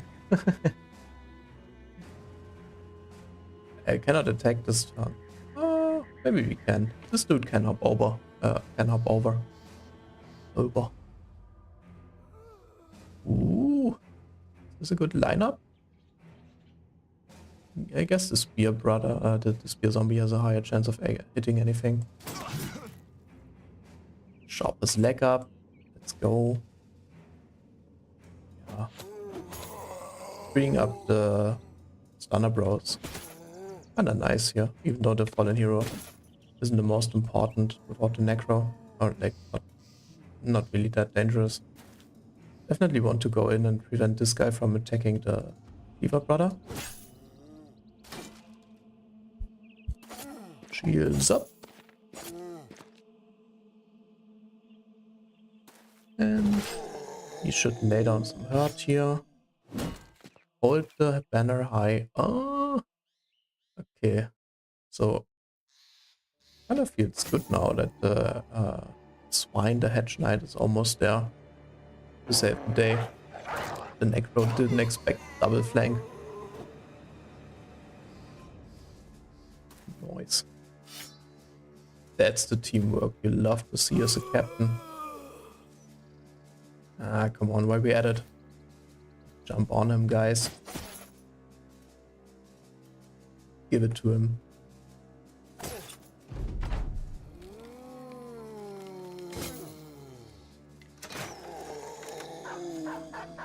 Burf, burf, burf.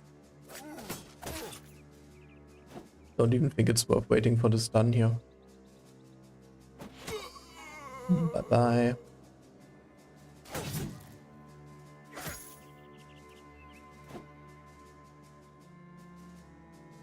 So he can still attack. Yeah.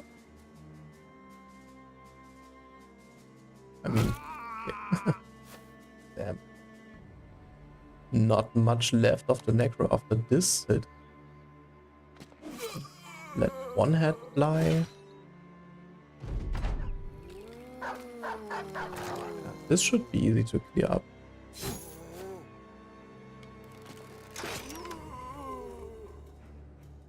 So definitely pretty nice fight. Bonk. Kinda ridiculous how much XP the chill undead fights actually grant. But they are like feeling very trivial for the most part.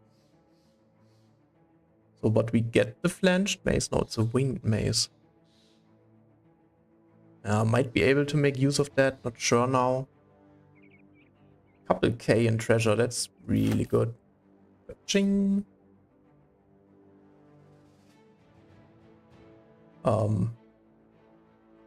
Is it even worth going down here again?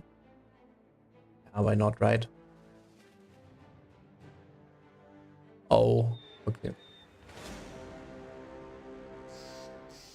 Is it the same thing again? It cannot be the same thing again. I cannot imagine it being the same thing again. Let's just check the spear. Maybe give it a quick replacement. Just in case it's a horde of undead again. And have a look before it's night. Praying for bandits though. Oh, oh, oh. Yes, the prayer had been heard. God bless this battle. Okay. First bandit fight in ages. So nice.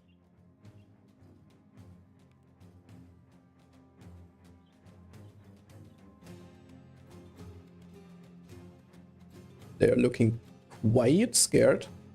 So I guess they have a couple of ranged dudes in the back. Kinda scary with the dude with the eggs. And deal quite a lot of damage here. So we just chill with the ranged brothers for now. Approach on the flank though. Oh, the crossbow lineup. 3 naked men in potato sacks, ready to shoot their children's crossbows. Lol.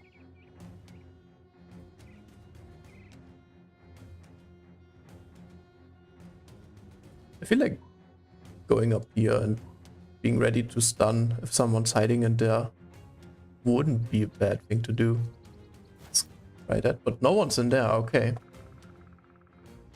I felt like I saw someone swooping in here, but it's suspiciously empty right now.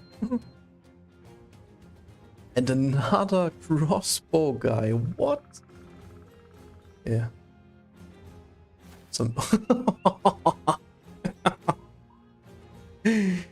it's the whole crossbow battalion. They robbed the Fletcher. These guys robbed the Fletcher. It's them. Like what the hell? This is a call an ambulance, but not for me situation. I would be shocked to not see at least like a couple wounds happen in this fight. Especially if they concentrate fire. They might as well. I'm just randomly placing the bros somewhere right now, but they might easily basically kill one bro if they all concentrate fire on a single bro in one turn. I'm a bit spooked out.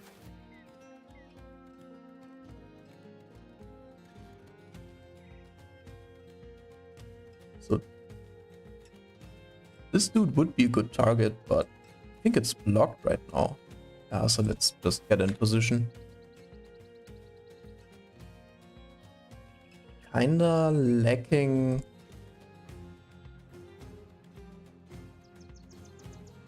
a frontliner? Yeah.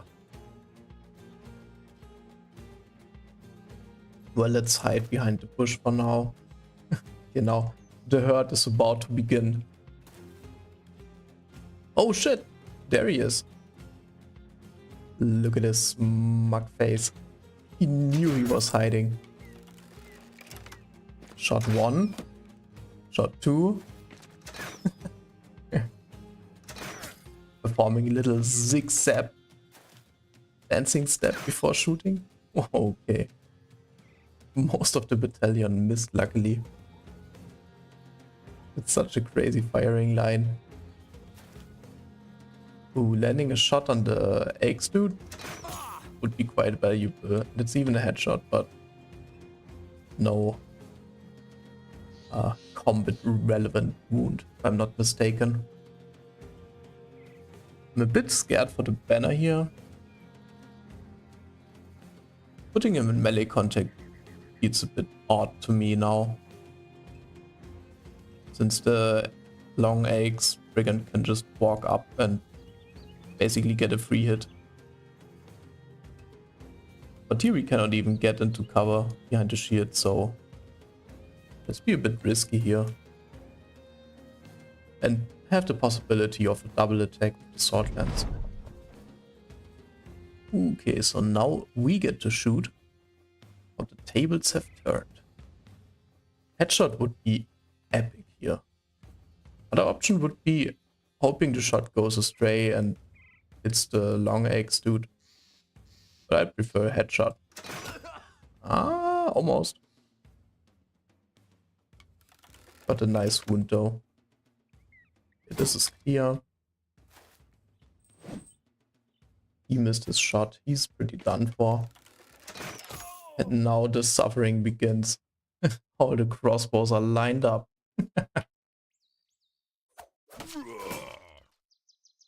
He got a stab wound at least.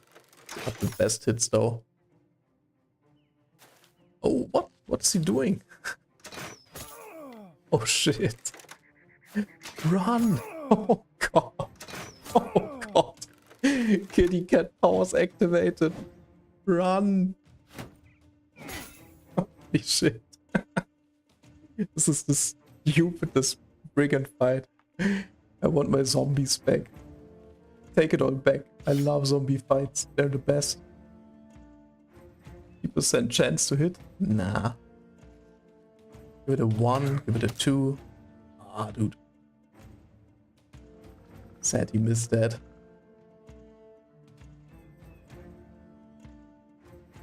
Okay. Killing this guy would mean the Hedge Knight could step up 1 and at least try to get 1 crossbow out of the picture. Would be epic to place a dog here. They're so unprotected back there. The firing line doesn't have any front line to protect right now. Ooh, good hit.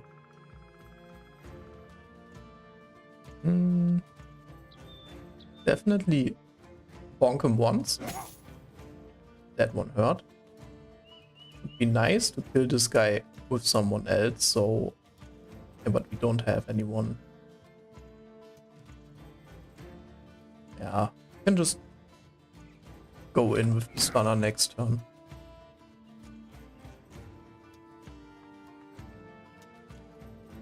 Ooh. Wait, is there a dude? This is grass too. It's like the brigands actually planted all of this weed to hide their front line and then have the crazy firing line in the back. Totally surprising everybody coming in. This is such a goblin type setup. Let's try to relieve them of some of their heads. Ooh. First head down. Yeah, let's get the sergeant in melee. He's out there for blood. Yeah, this dude is just... Oh, he can actually kill. Boys. And now hide. We learn from the brigands. We learn their ways. There he is. Give him a slice. Oh, can actually break through now. Okay, they don't want to play anymore. What a funny fight. Just completely troll. Oh! Nice hit. Would also be kinda interesting to loot the long eggs. Wouldn't mind that. He's pulling the butter knife on us.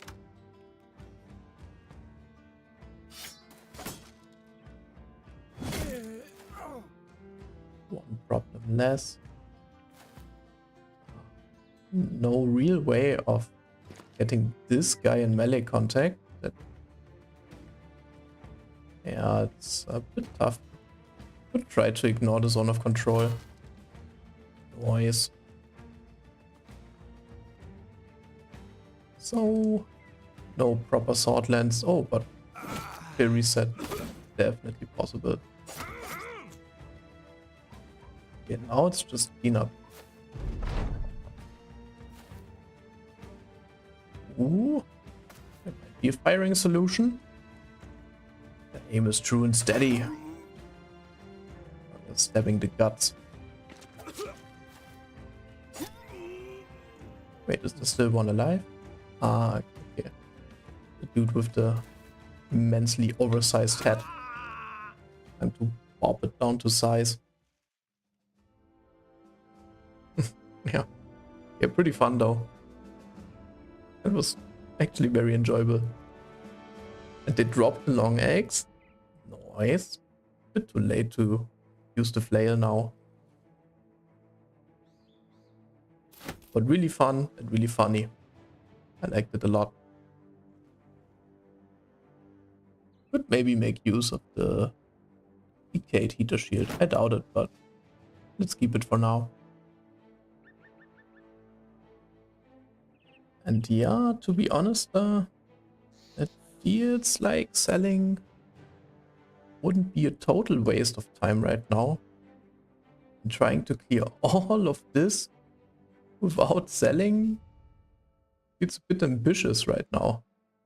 So let's maybe head back to the castle while we're here.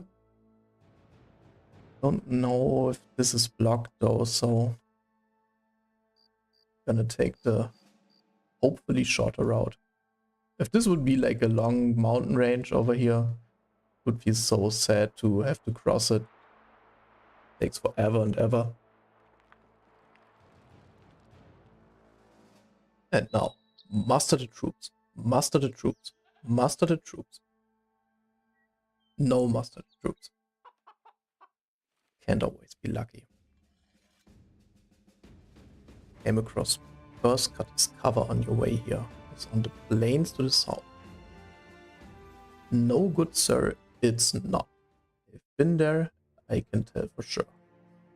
It's all a lie. So what's the selling price? Doesn't look too bad at first glance.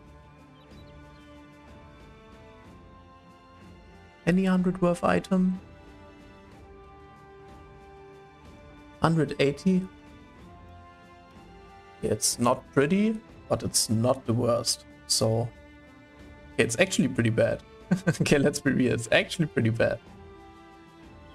This is not it. Or it's like 16. Okay, good enough. Get rid of this nonsense. This we want to use. The rest is like eh. Goodbye, fully crafted Widowmaker. You roll terribly. Yes, please. The mace? It's a bit bad to sell a tier 3 weapon right now. Not that late in the run. Only day 52 or so. Ching ching ching ching ching. Man splitter? I don't know. They're so fun. Always feels a bit like weird to just sell them off. It's like you're selling fun for money. Maybe keeping one for now. Yeah, that was a tasty sell-off. Not bad. I feel like most of the strange meat of unknown origin, which totally isn't human meat, I'm sure. We can also get rid of, get some good old porridge. Vegan hipster bros activated. Now make it vegetarian. Goat cheese. Something for the boys to enjoy, some meat. Wait, it's at 350 food already. That sounds a bit excessive. Let's keep it at that. Tool's still looking mighty fine. So maybe just get 2. Ammo dropping a bit. Let's get a lot. Why not? And a good boy. Full weapon available. Buying a warbow here. I don't know. We've got the ambition to kill a mercenary company anyway, so why would we ever buy a warbow? I don't see it. Good tire available. He's got the Henry Cavill chin. So maybe. Ooh, Burke the Pious. Well, well, well. So this is definitely a candidate. Ooh, but he's not coming with the hat. Borkard, good sir, where is your jingle hat?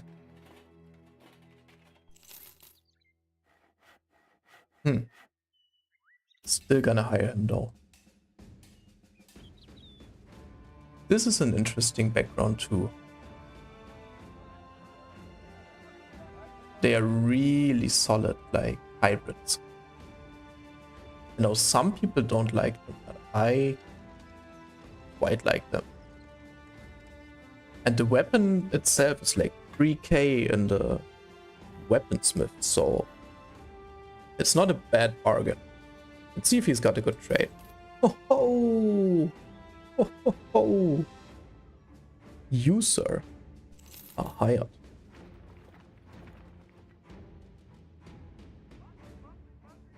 He's old. What does old mean? Does anybody know what old means? Like, does it hint towards any trait or so? Because if it would, it might save a tryout. Otherwise, I would feel tempted to try him out. He's a budget swordmaster, not the worst background.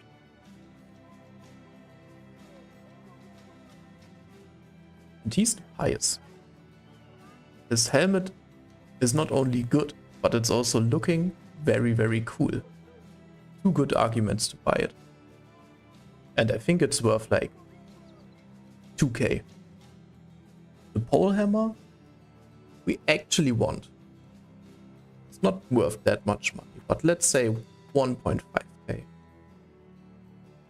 The armor is looking cool, but not the best. So maybe pay 500. So he's a bit steep. Let's see what he's got as traits. None. Well. Okay, let's see what the other guys got. Yeah. Not what you would have liked to see. I'm still yet to find a proper juggler background with actually decent potential to be a damage dealer. Same goes for Killer on the Run. I don't know, I cannot resist buying them because they get the extra chance to hit the head. And I'm waking up at night sweating and dreaming of a proper Axe duelist with extra chance to hit the head, but it's just not happening. I think I've already bought like 100 of these. They never make the cut. Doesn't even give us the head. What a disappointment. What about this Giga Chat right here? You, sir, have the good. What have you got under the hood? Questionable beard. Not sure if I'm liking this. He might need a visit to barber. Besides that, he's got a ton of HP. Considering he's a sellsword, he's like Frank the Tank type of sellsword. Got pretty mediocre fatigue, but not bad. Like, good enough for a lot of jobs, and also got the star, so the star will play, which is nice. Got the max roll and resolve? Is it a max roll? Yeah, he doesn't have any trade. So he rolled like a Chad in the secondaries. And then he almost max rolled melee attack. Damn. And also really good ranged attack with a triple star. So he's got one hell of a potential. And 17 melee death. 7 and a teen. This dude is nuts, right? Isn't he completely nuts? Hey Darks, what's up? A good base, you say? Yeah, wait, an incredible base, right? Does it get any better than this? I don't know when I found a roll like this the last time. That must have been like a couple hours ago, because this Hedge Knight is also freaking crazy. But besides these two, it's really rare. And even this Hedge Knight doesn't start with 17 base melee death. What the hell?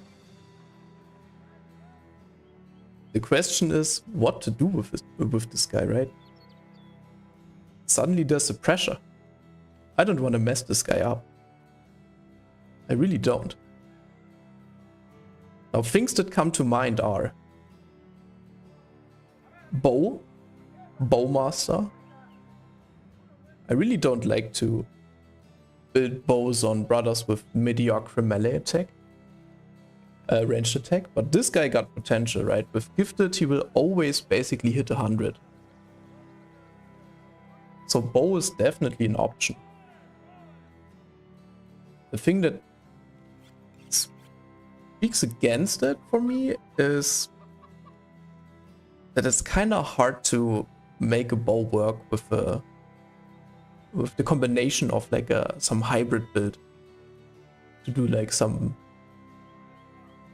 hybrid melee shenanigans on the side. A bow brother is usually just a bow brother. So this seems a bit odd to me. And making him a backliner, like a crossbow polearm backliner, which is a really cool build. I really like that build, especially with Headhunter and stuff. But I don't see this guy with a 17 Chadley melee death being a backliner. That sounds like... yeah, it sounds a bit wasteful actually. So I'm not too sold on that right now.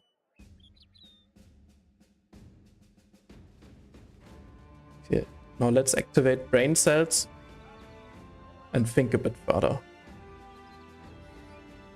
He can be really, he can and will be very tanky. Like he can definitely hold his own in the front line with a really good ranged attack that you want to use. So he can maybe be like a bit of a baiting role. Draw the enemy towards him and then swap to some manly two-handed weapon or something. I could see that.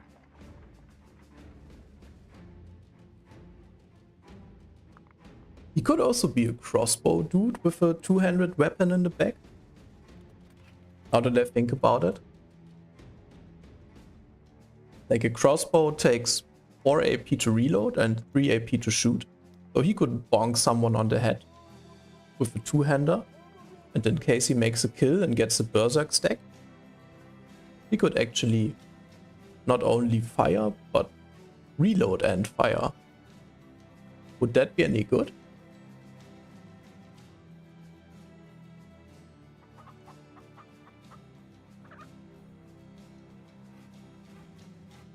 Huh.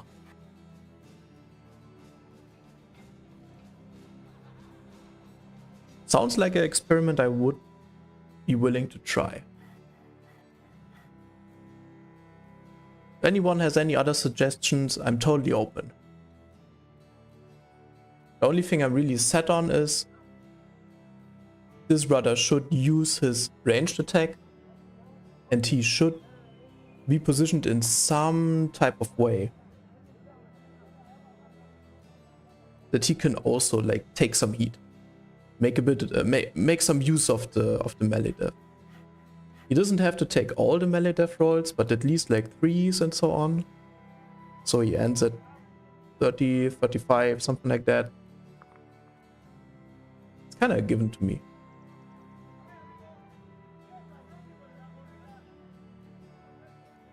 So for the taking are the classic and by everyone beloved Thrower Duelist. And he would always have good attributes to skill.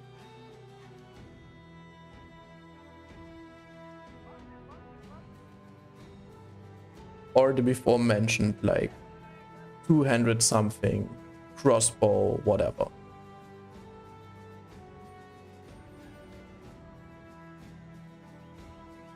Not bad.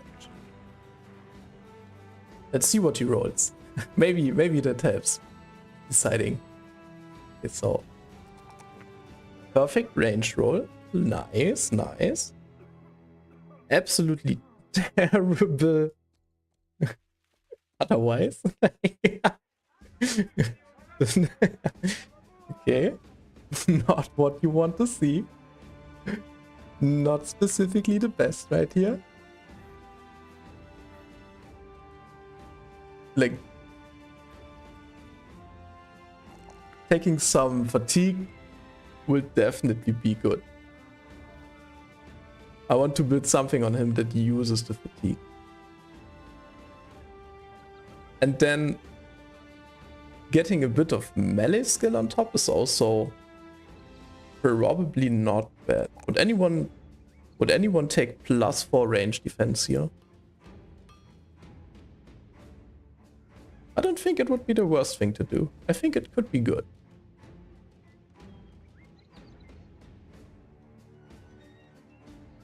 He will be in a position where he eats like javelins and stuff like that on a daily basis. It will kind of be his everyday breakfast.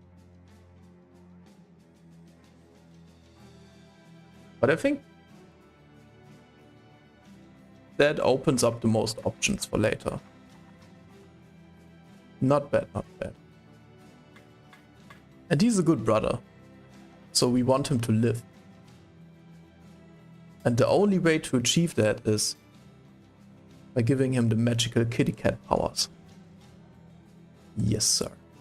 Definitely will be a smart man.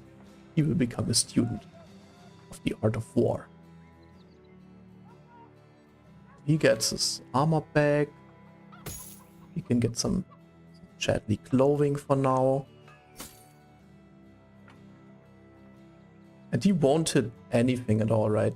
Like even with 54 range attack, he doesn't hit anything. So might want to give him something that has additional chance to hit. Or what? Ah, he got hit by all the crossbow bolts, right? He's totally out of the picture for now too. Yeah, let's give him a bonk stick. See how it goes. Definitely place him in the back row. Ooh, Hedgie leveled up too.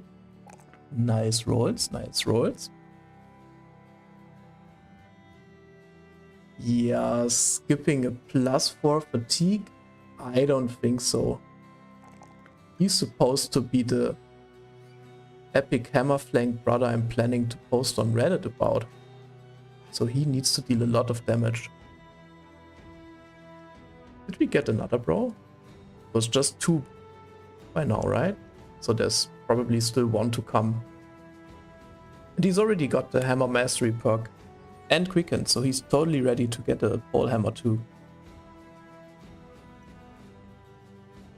But let's get Berserk over Brawny. His fatigue base is pretty good for now. Still not sure what to take here, to be honest. Berg the Pious.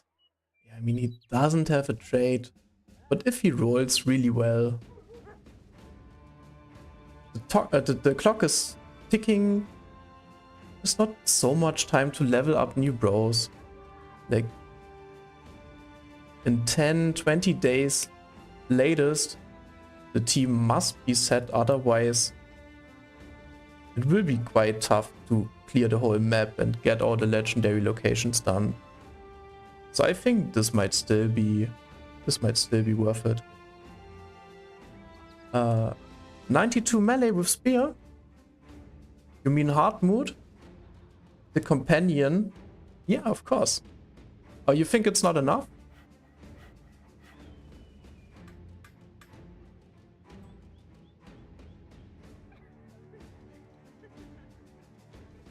I think this is worth it.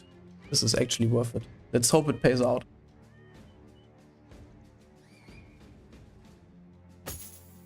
At first glance, I can already see he's not as good as the dude before. But if we would be measuring a bro's worth by Gunther, basically no bro would ever be worth it.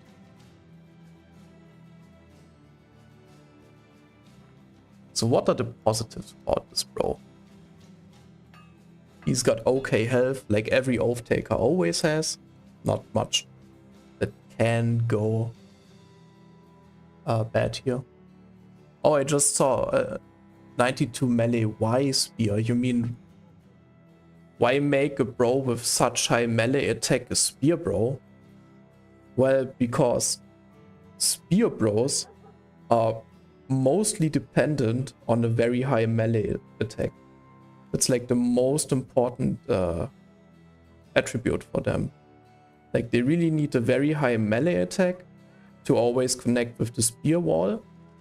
And then they need a high fatigue pool to be able to consistently spear wall over a long fight, for example, like a 10 turn or longer fight.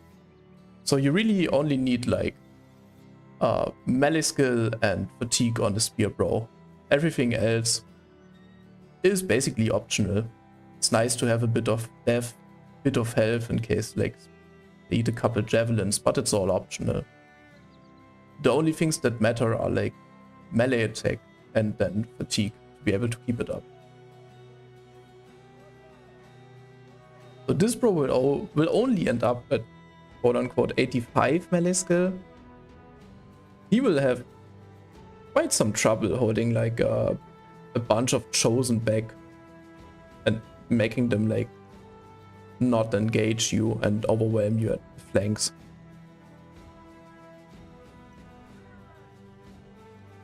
Okay, but back to this guy. Okay, so he's got the max roll and resolve, which is super good. This dude won't run. And he will be able to hold his own on like in fights like the witch shot and stuff. If he gets another couple like 3s or 4s, I think he will do really well in stuff like the witch shot and monolith to library, things where he can get terrorized. His fatigue is quite low, but that's normal for an oath taker really. His potential for melee skill is really high though. He got a max roll and at least one talent star. So he will end up at 92 naturally, which is kind of crazy.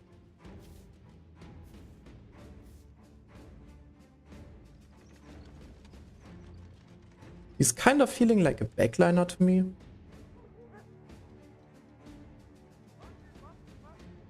His potential in defense is quite low.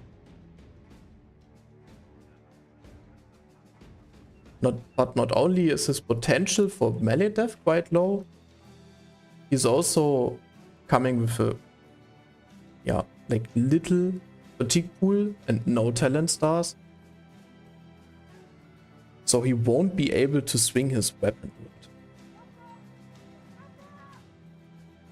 His initiative is also not the highest, but it's still oath taker initiative, so not bad either.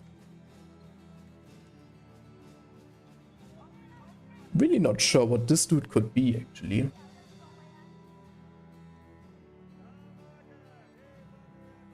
If he would be a frontliner, he would kind of have to be wielding a shield and hiding behind that to have the proper melee death.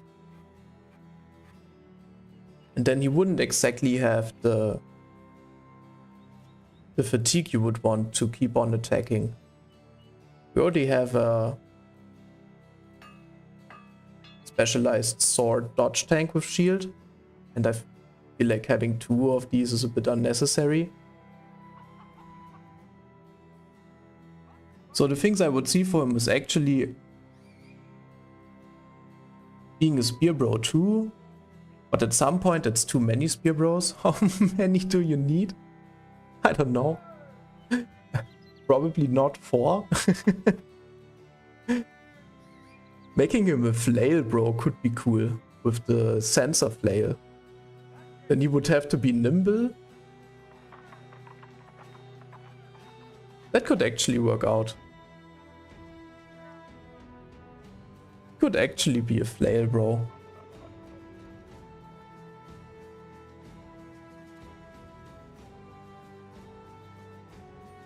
Let's see what he's rolling. I don't think that making this bro a Battleforged bro is the correct decision, because he will never have the defensive stats to be like a proper frontliner, like a proper two-handed frontliner.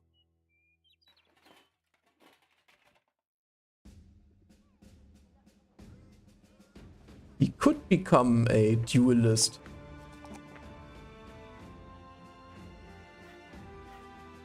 Yeah, that's basically the 2 routes I see.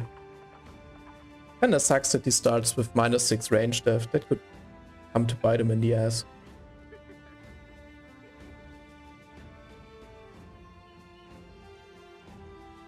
So let's start taking fatigue and hope on making him a sensor bro.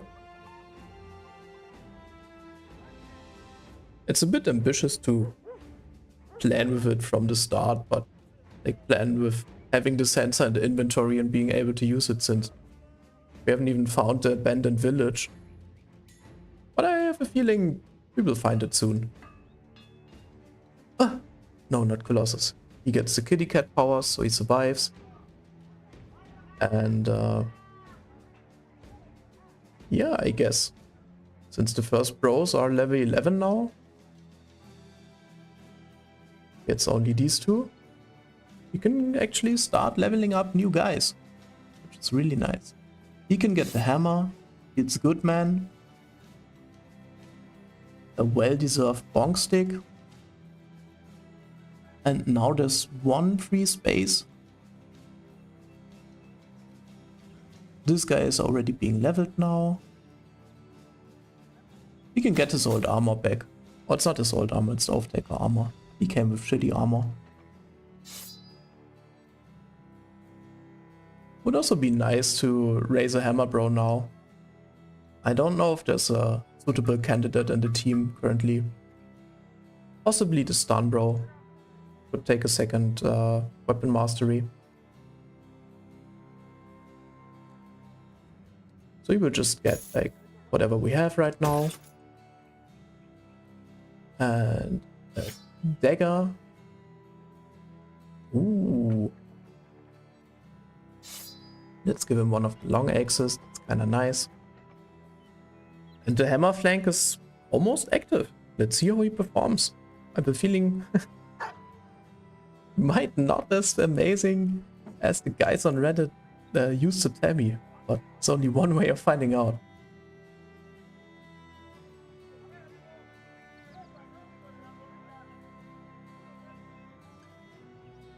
Don't really see a good way of using the tier 3 winged mace currently. I don't know. But this should be it for now. Selling off a couple items here. Ah, come on, let's get rid of it. We need space. Yeah, we need space. Ooh, maybe shouldn't have sold the crossbow. The one dude is a potential range bro, right? So maybe that was a bad decision.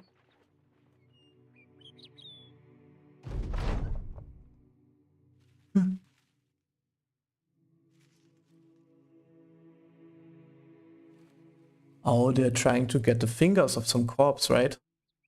This is a thief event. Ka-ching!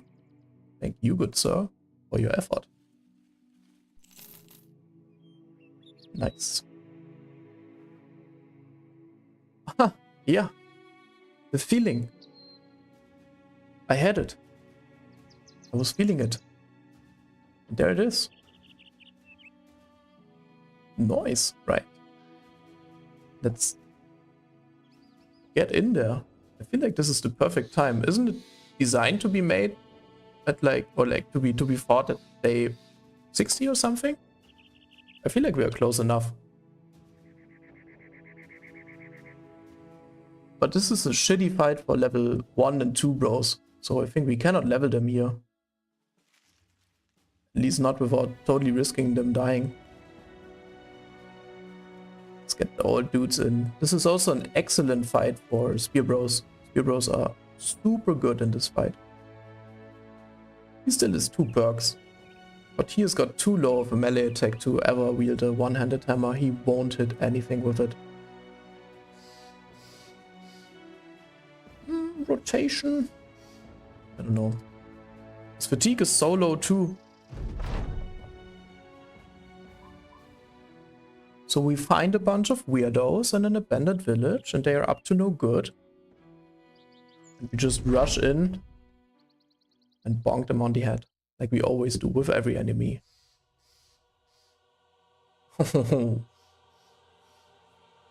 Someone should really clean this mess up. What is all of this nonsense here? So the terrain seems to be terrible. Like, there will be such a traffic jam. How are we supposed to get to the enemies, actually? I really don't know about this.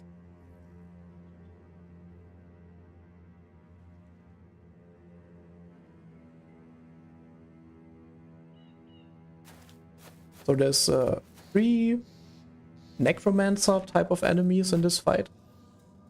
And they make corpses explode, pull you around. And I don't know if they do anything else, but that's what they usually do. And then there's this weird flesh golem blob type of enemies with multiple weapons.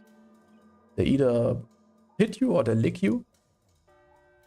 And they've basically got all the tricks in the book in their disposal. At their disposal, they can disarm, stun, daze, like really everything.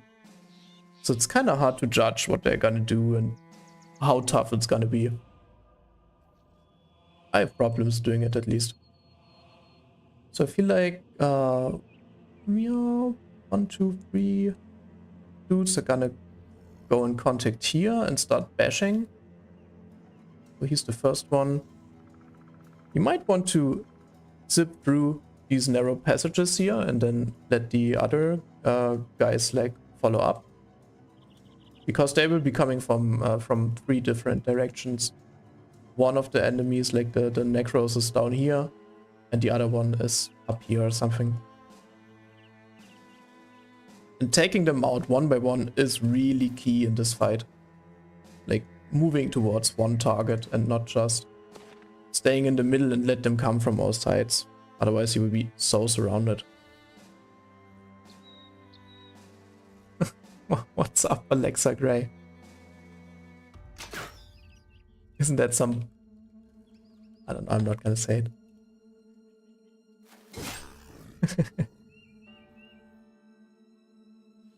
Ooh, okay, we already mispositioned heavily.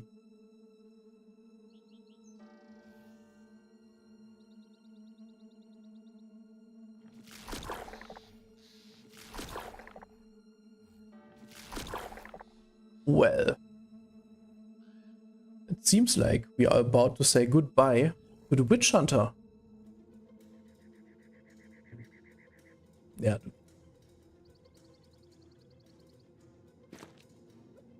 Okay, so this is kind of an unfortunate event, a chain of events.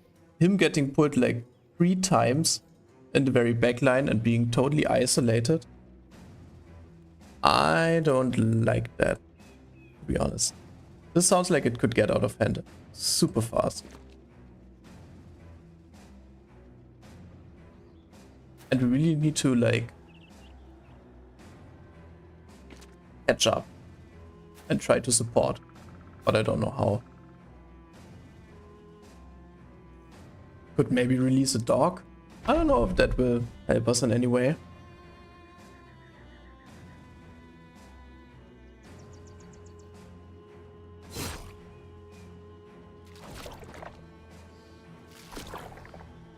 Oh, what's up here? Dude, we're just battling with the bros. Just how it's supposed to be. Going for a challenge run. Seeing if we can make it. It's just the first origin. So, if it's not working out, no hard feelings. I think it's quite a big challenge to be super consistent in this game and not have anything go terribly wrong ever. Because there are a lot of things involved that have some RNG to them. But that's also kind of the fun part about the challenge for me.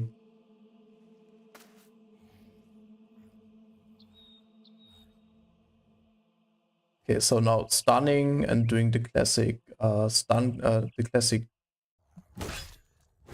Daze Pierce combo is like the name of the game. He might even die already. Yeah, nice. Okay, taking some damage, but nothing too bad. Oh yeah, thanks man. Hope yours is going well too.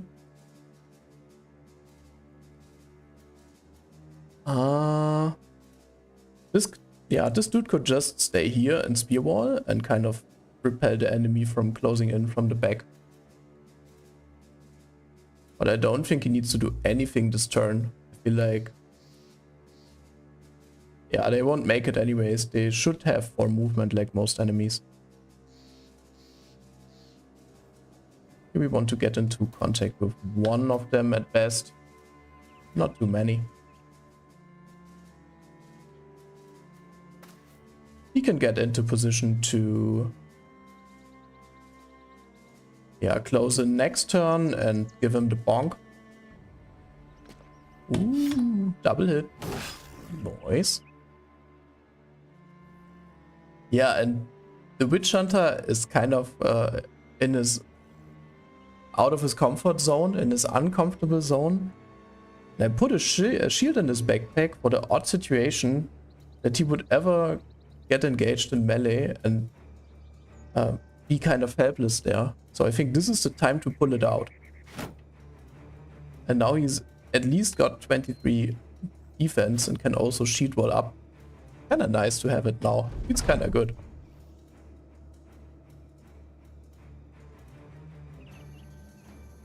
Yeah, there's a bit of a traffic jam here now, so yeah, let's go up. Consolidate the forces. So the melee guy is getting pulled in is not as bad as the Witch Hunter. Definitely worth to take care of one of these fault finders. That's what they're called. Bop. Bop. And most satisfying sound. It's really nice.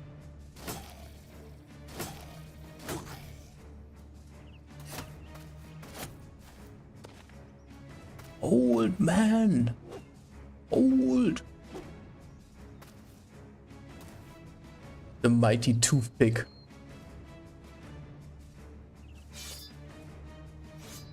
Yeah, they will just hold the narrow passages and kind of win the whole fight by doing so almost. That's really the challenging part about the fight. It's almost like fighting like webbies or something. We have to just be fast and kind of damage raise them. The Witch Hunter is also doing fine still. Yeah, rush him down. Almost sounds like playing Minecraft if you hit them. 1, 2, Ooh, it's stinky. Gotta move out. Out of the miasma. Nah, he can just stay. He can stay. Yeah, so this side seems to be mostly cleared. Now it's the question whether to go up or down. And I feel like down might be a bit easier since there's a lot of room to maneuver here. We can get into position already.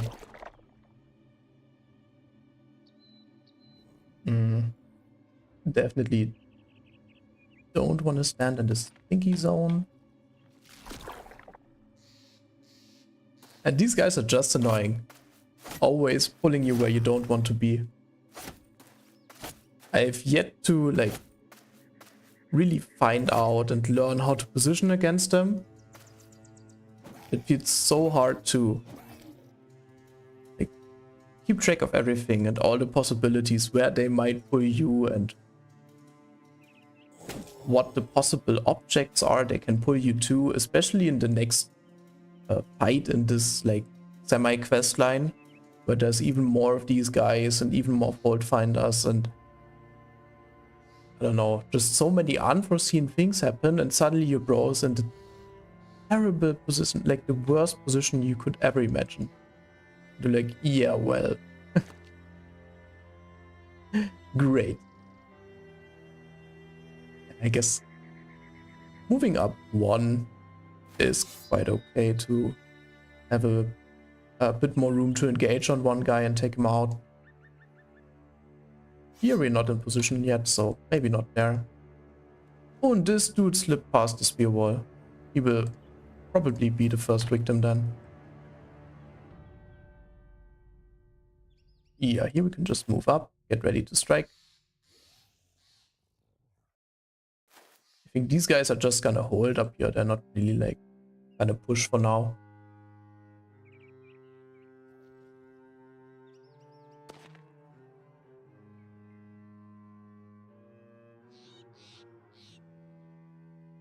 I really like the new legendary location though. I think it's a great addition to the game.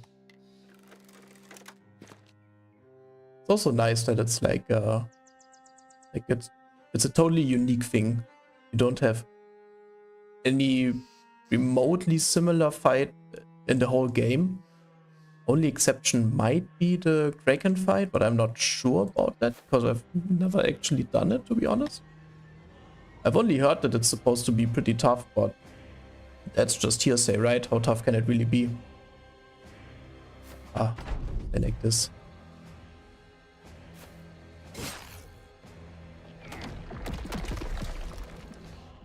And I think they're exploding corpses on the battlefield, so the stink zones like randomly pop up where enemies or your own bros were slain.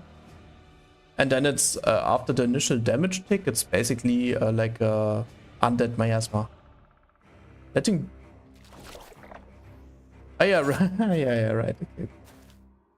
Yeah, there was something. Okay, so now the banner got pulled into 3. Oh my god, is he gonna die now? Oh, please no. Dodge the tongue. Don't let him lick you.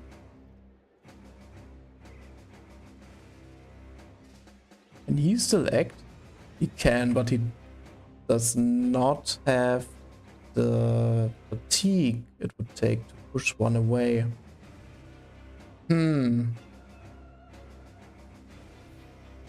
Yeah, I'm honest. I'm not liking this one bit. And where is this dude hiding?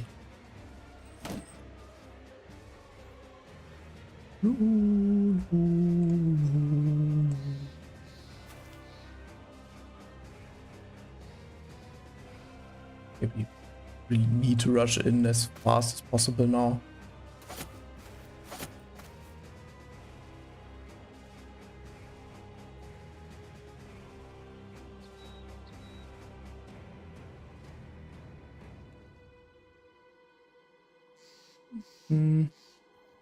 Both of them completely unscathed so far.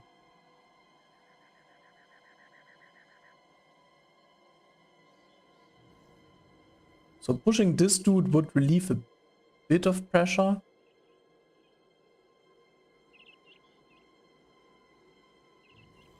We could push one.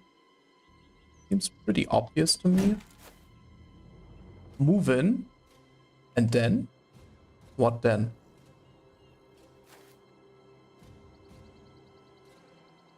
Unleash the hounds, possibly? Unleash the hounds. Burf, burf, burf. Now this dude has a whooping fatigue pool of 21, meaning he can only move one tile and shield push. Not what you would want for the situation, really. It also seems like he doesn't contribute that much trying to kill here now. And I think if he finds the Fault Finder in melee, they cannot do their shenanigans anymore with the pulling and exploding stuff.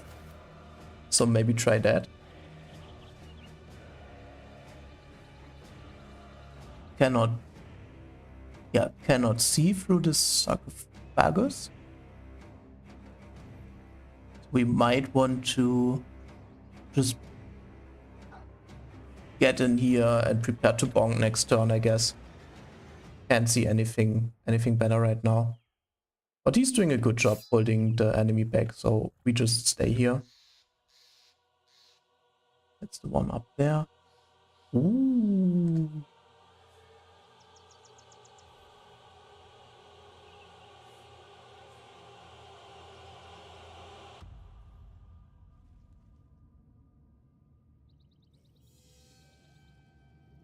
So he can knock one back. This could really come into play now. 1, 2, 3, okay. He's gonna be a bit too slow to do it, possibly, but we're still gonna try nonetheless.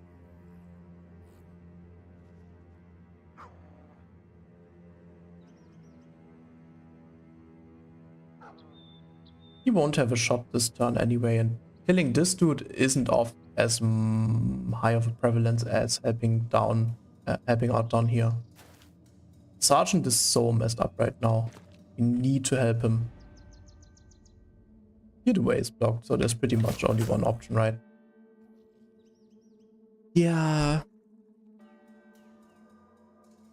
So he's got like 100 health left. I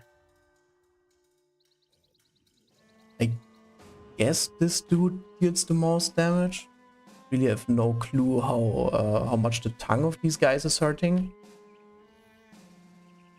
But it's really gross, at least, like that's for sure, so. No matter if he lives or dies, the emotional damage will be immense. I'll go get him. Okay, so we've one attack on this golem. He can attack too, but it's way too late. And he's also acting way too late. Oh, but we can push. Okay, that might be good. Let's try to repel him. Yes, sir. Also move this turn order to 21. Noise. Okay, he's doing shenanigans against the Witch Hunter. That's totally fine. Priority is really helping out the Sergeant now. Nothing else matters. The Sergeant is an actual arm of a brother. He's got the stars, he's got the levels. We don't want to lose him. Losing the Sergeant is actually so bad if you want to be fast, right? Because you cannot take a lot of undead fights anymore. Suddenly it's so scary to have your man flee.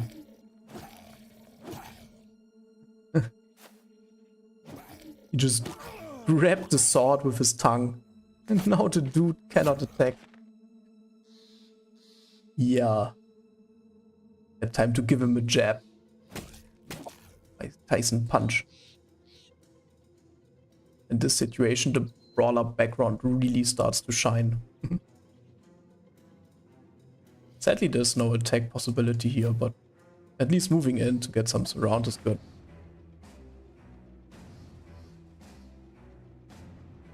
He's doing fine still. Okay. So very nice. Taking care of one of the fault finders at least. And now the question is, trying to focus down this dude before he licks the sergeant to death, or trying to give this flash golem a really big bonk. And I'm so uncertain whether it might make a difference, but I think just the chance of it making a difference warrants this attack. And we miss anyway, so who cares? So give him the triples. I think the golems are starting to circle down. They're getting tired of this spear wall nonsense. It's a good time to unleash another dog.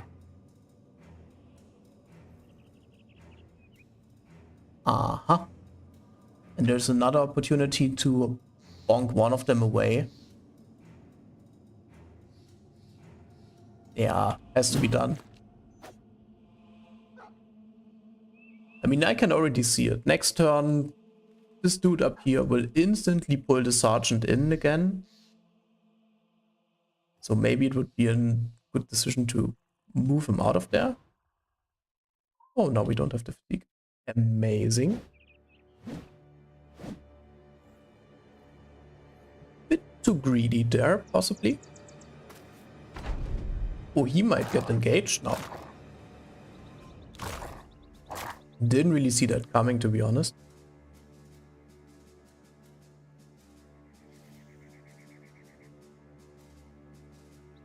Yeah, stepping in there is a bit too much. Let's just try to focus one down. Need to start making some kills. And this is just the easy version of the locations, right? The next one is like so much harder. It's no comparison.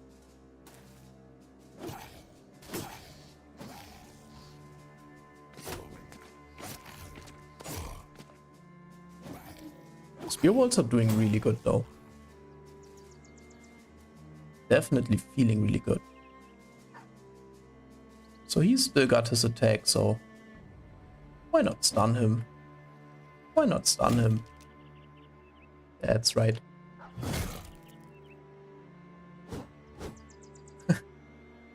Whiffing everything left and right. Okay, the dog will finish the job next turn, I guess. Oh, there's even a lineup for multi-attack. Okay, let's do that. Aggression is the best defense, they say. Yeah. Oh yeah. Look at that ugly face.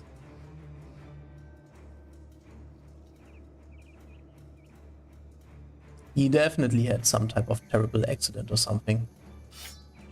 Okay, he will get the big bonk. Bonk. That sound. So good. It sounds so blunt when they connect. Okay, so here the pushback works. That's good to know. Yeah, and we just keep the wall up. Keep up the shield wall.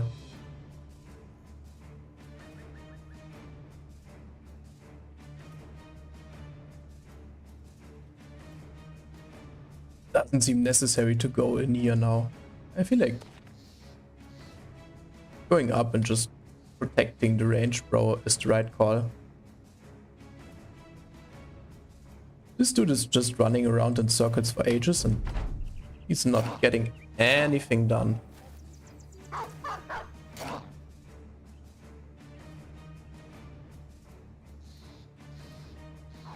Yeah, they should be able to handle him.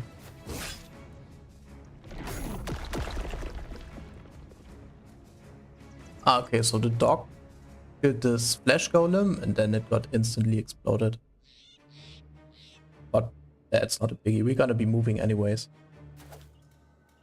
So with a step real quick. Yeah. Yeah, that's right. Now he's got 16 max fatigue. How much does one swing with a sword cost? 8. Okay, so he's got all the fatigue he needs. If he loses that one-on-one, he's so gonna be fired. Like, no question.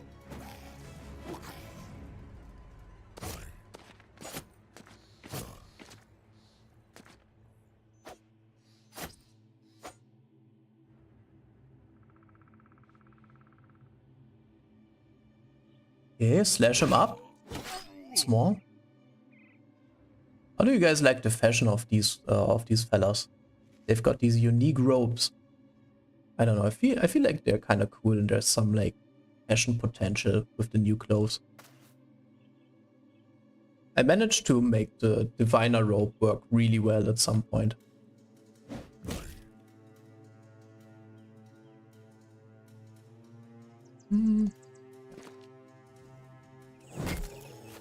Rest seems pretty manageable though.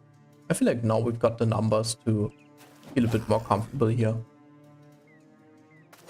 Finish that dude off. The sergeant is just... he's gonna bail out. He's out of here. He's got enough. Burf, burf, burf.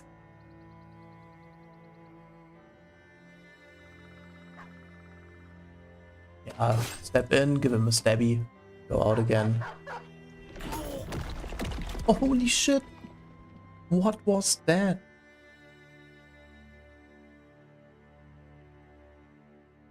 So his body is hit for 35, and then on top of that, like his like body armor, and then on top of that, his body is also hit for 37, even though he's got nimble.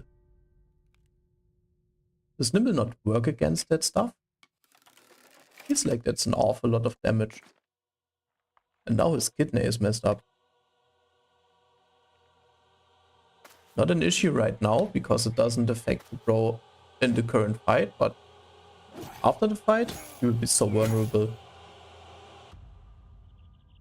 Okay, it's time to jab again. I think it's time to go end this nonsense. They just keep on dueling each other.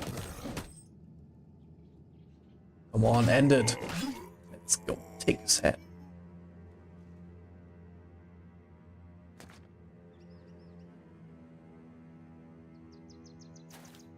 Gotta say, the one-handed sword fatigue neutrals are pretty nice though. They feel really good.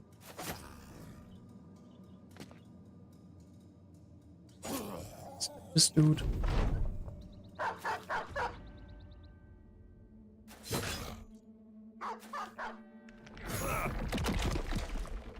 So it doesn't do a lot of damage against armor, but it does a hell of a lot of damage against health, even if they're nimble.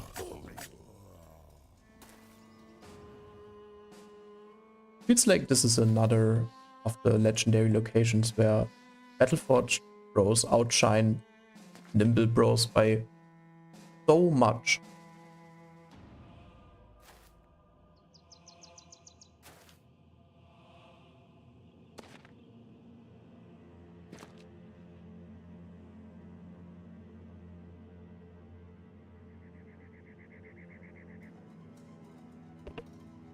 Yeah, we just rush. Not really that much left on the battlefield at all. Now it's just taking the prize, basically.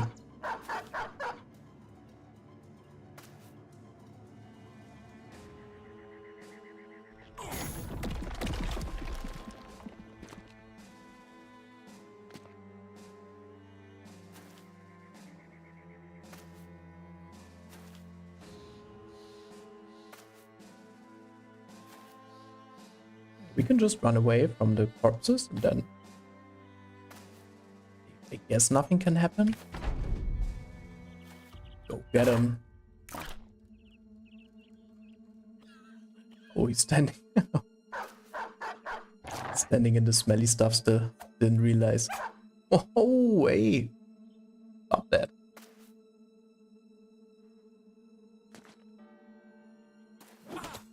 That's right, good sir. Your time has come. These guys are done.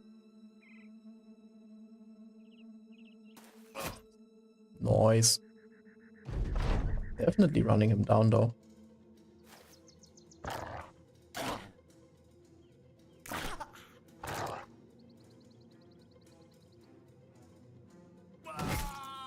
Away with you. All right. So backliner and range bros really tend to suffer in this fight. Not as much in this fight, but in this fight they suffer quite a lot already. But in the next one, damn. They do not survive. And I think this is the only place in the whole game where you can get a marble bust. I'd love to know if there's any other application for this thing other than selling it. Looks kind of cool though.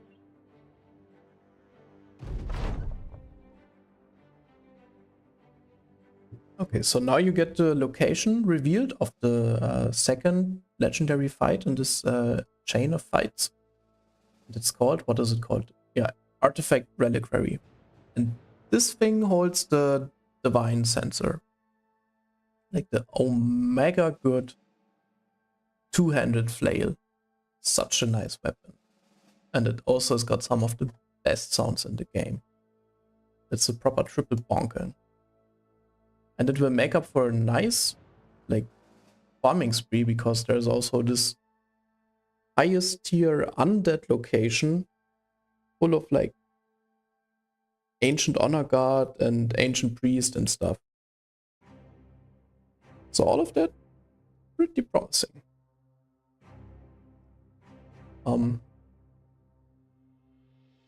I will have some dinner for now, prepare some food and stuff. We'll be back later to continue for a couple more hours. But we had our company's Christmas party yesterday, and it was all on the tab of the company, so like we were renting out the whole bar and stuff. So it was yeah, pretty much whole day long drinking session. And I don't know how many cocktails I had, but my boss pretty much forced me to have at least, I don't know, 10 or something, which I don't mind. It was quite a fun day. But I woke up with a huge headache today. And even though I wanted to continue playing, it took me some time to muster the energy to be here and not totally mess up the fights. So I think I need a bit of relaxation time and have some dinner now. Could very well imagine continuing in like 2 hours or something. But I really need to prepare some fried rice first and yeah, get some calorie and like carbohydrate intake going. Yeah, but I hope you enjoyed it. It was really fun as usual, and yeah, maybe see you guys later. Until then, I wish you a nice evening, and bye bye.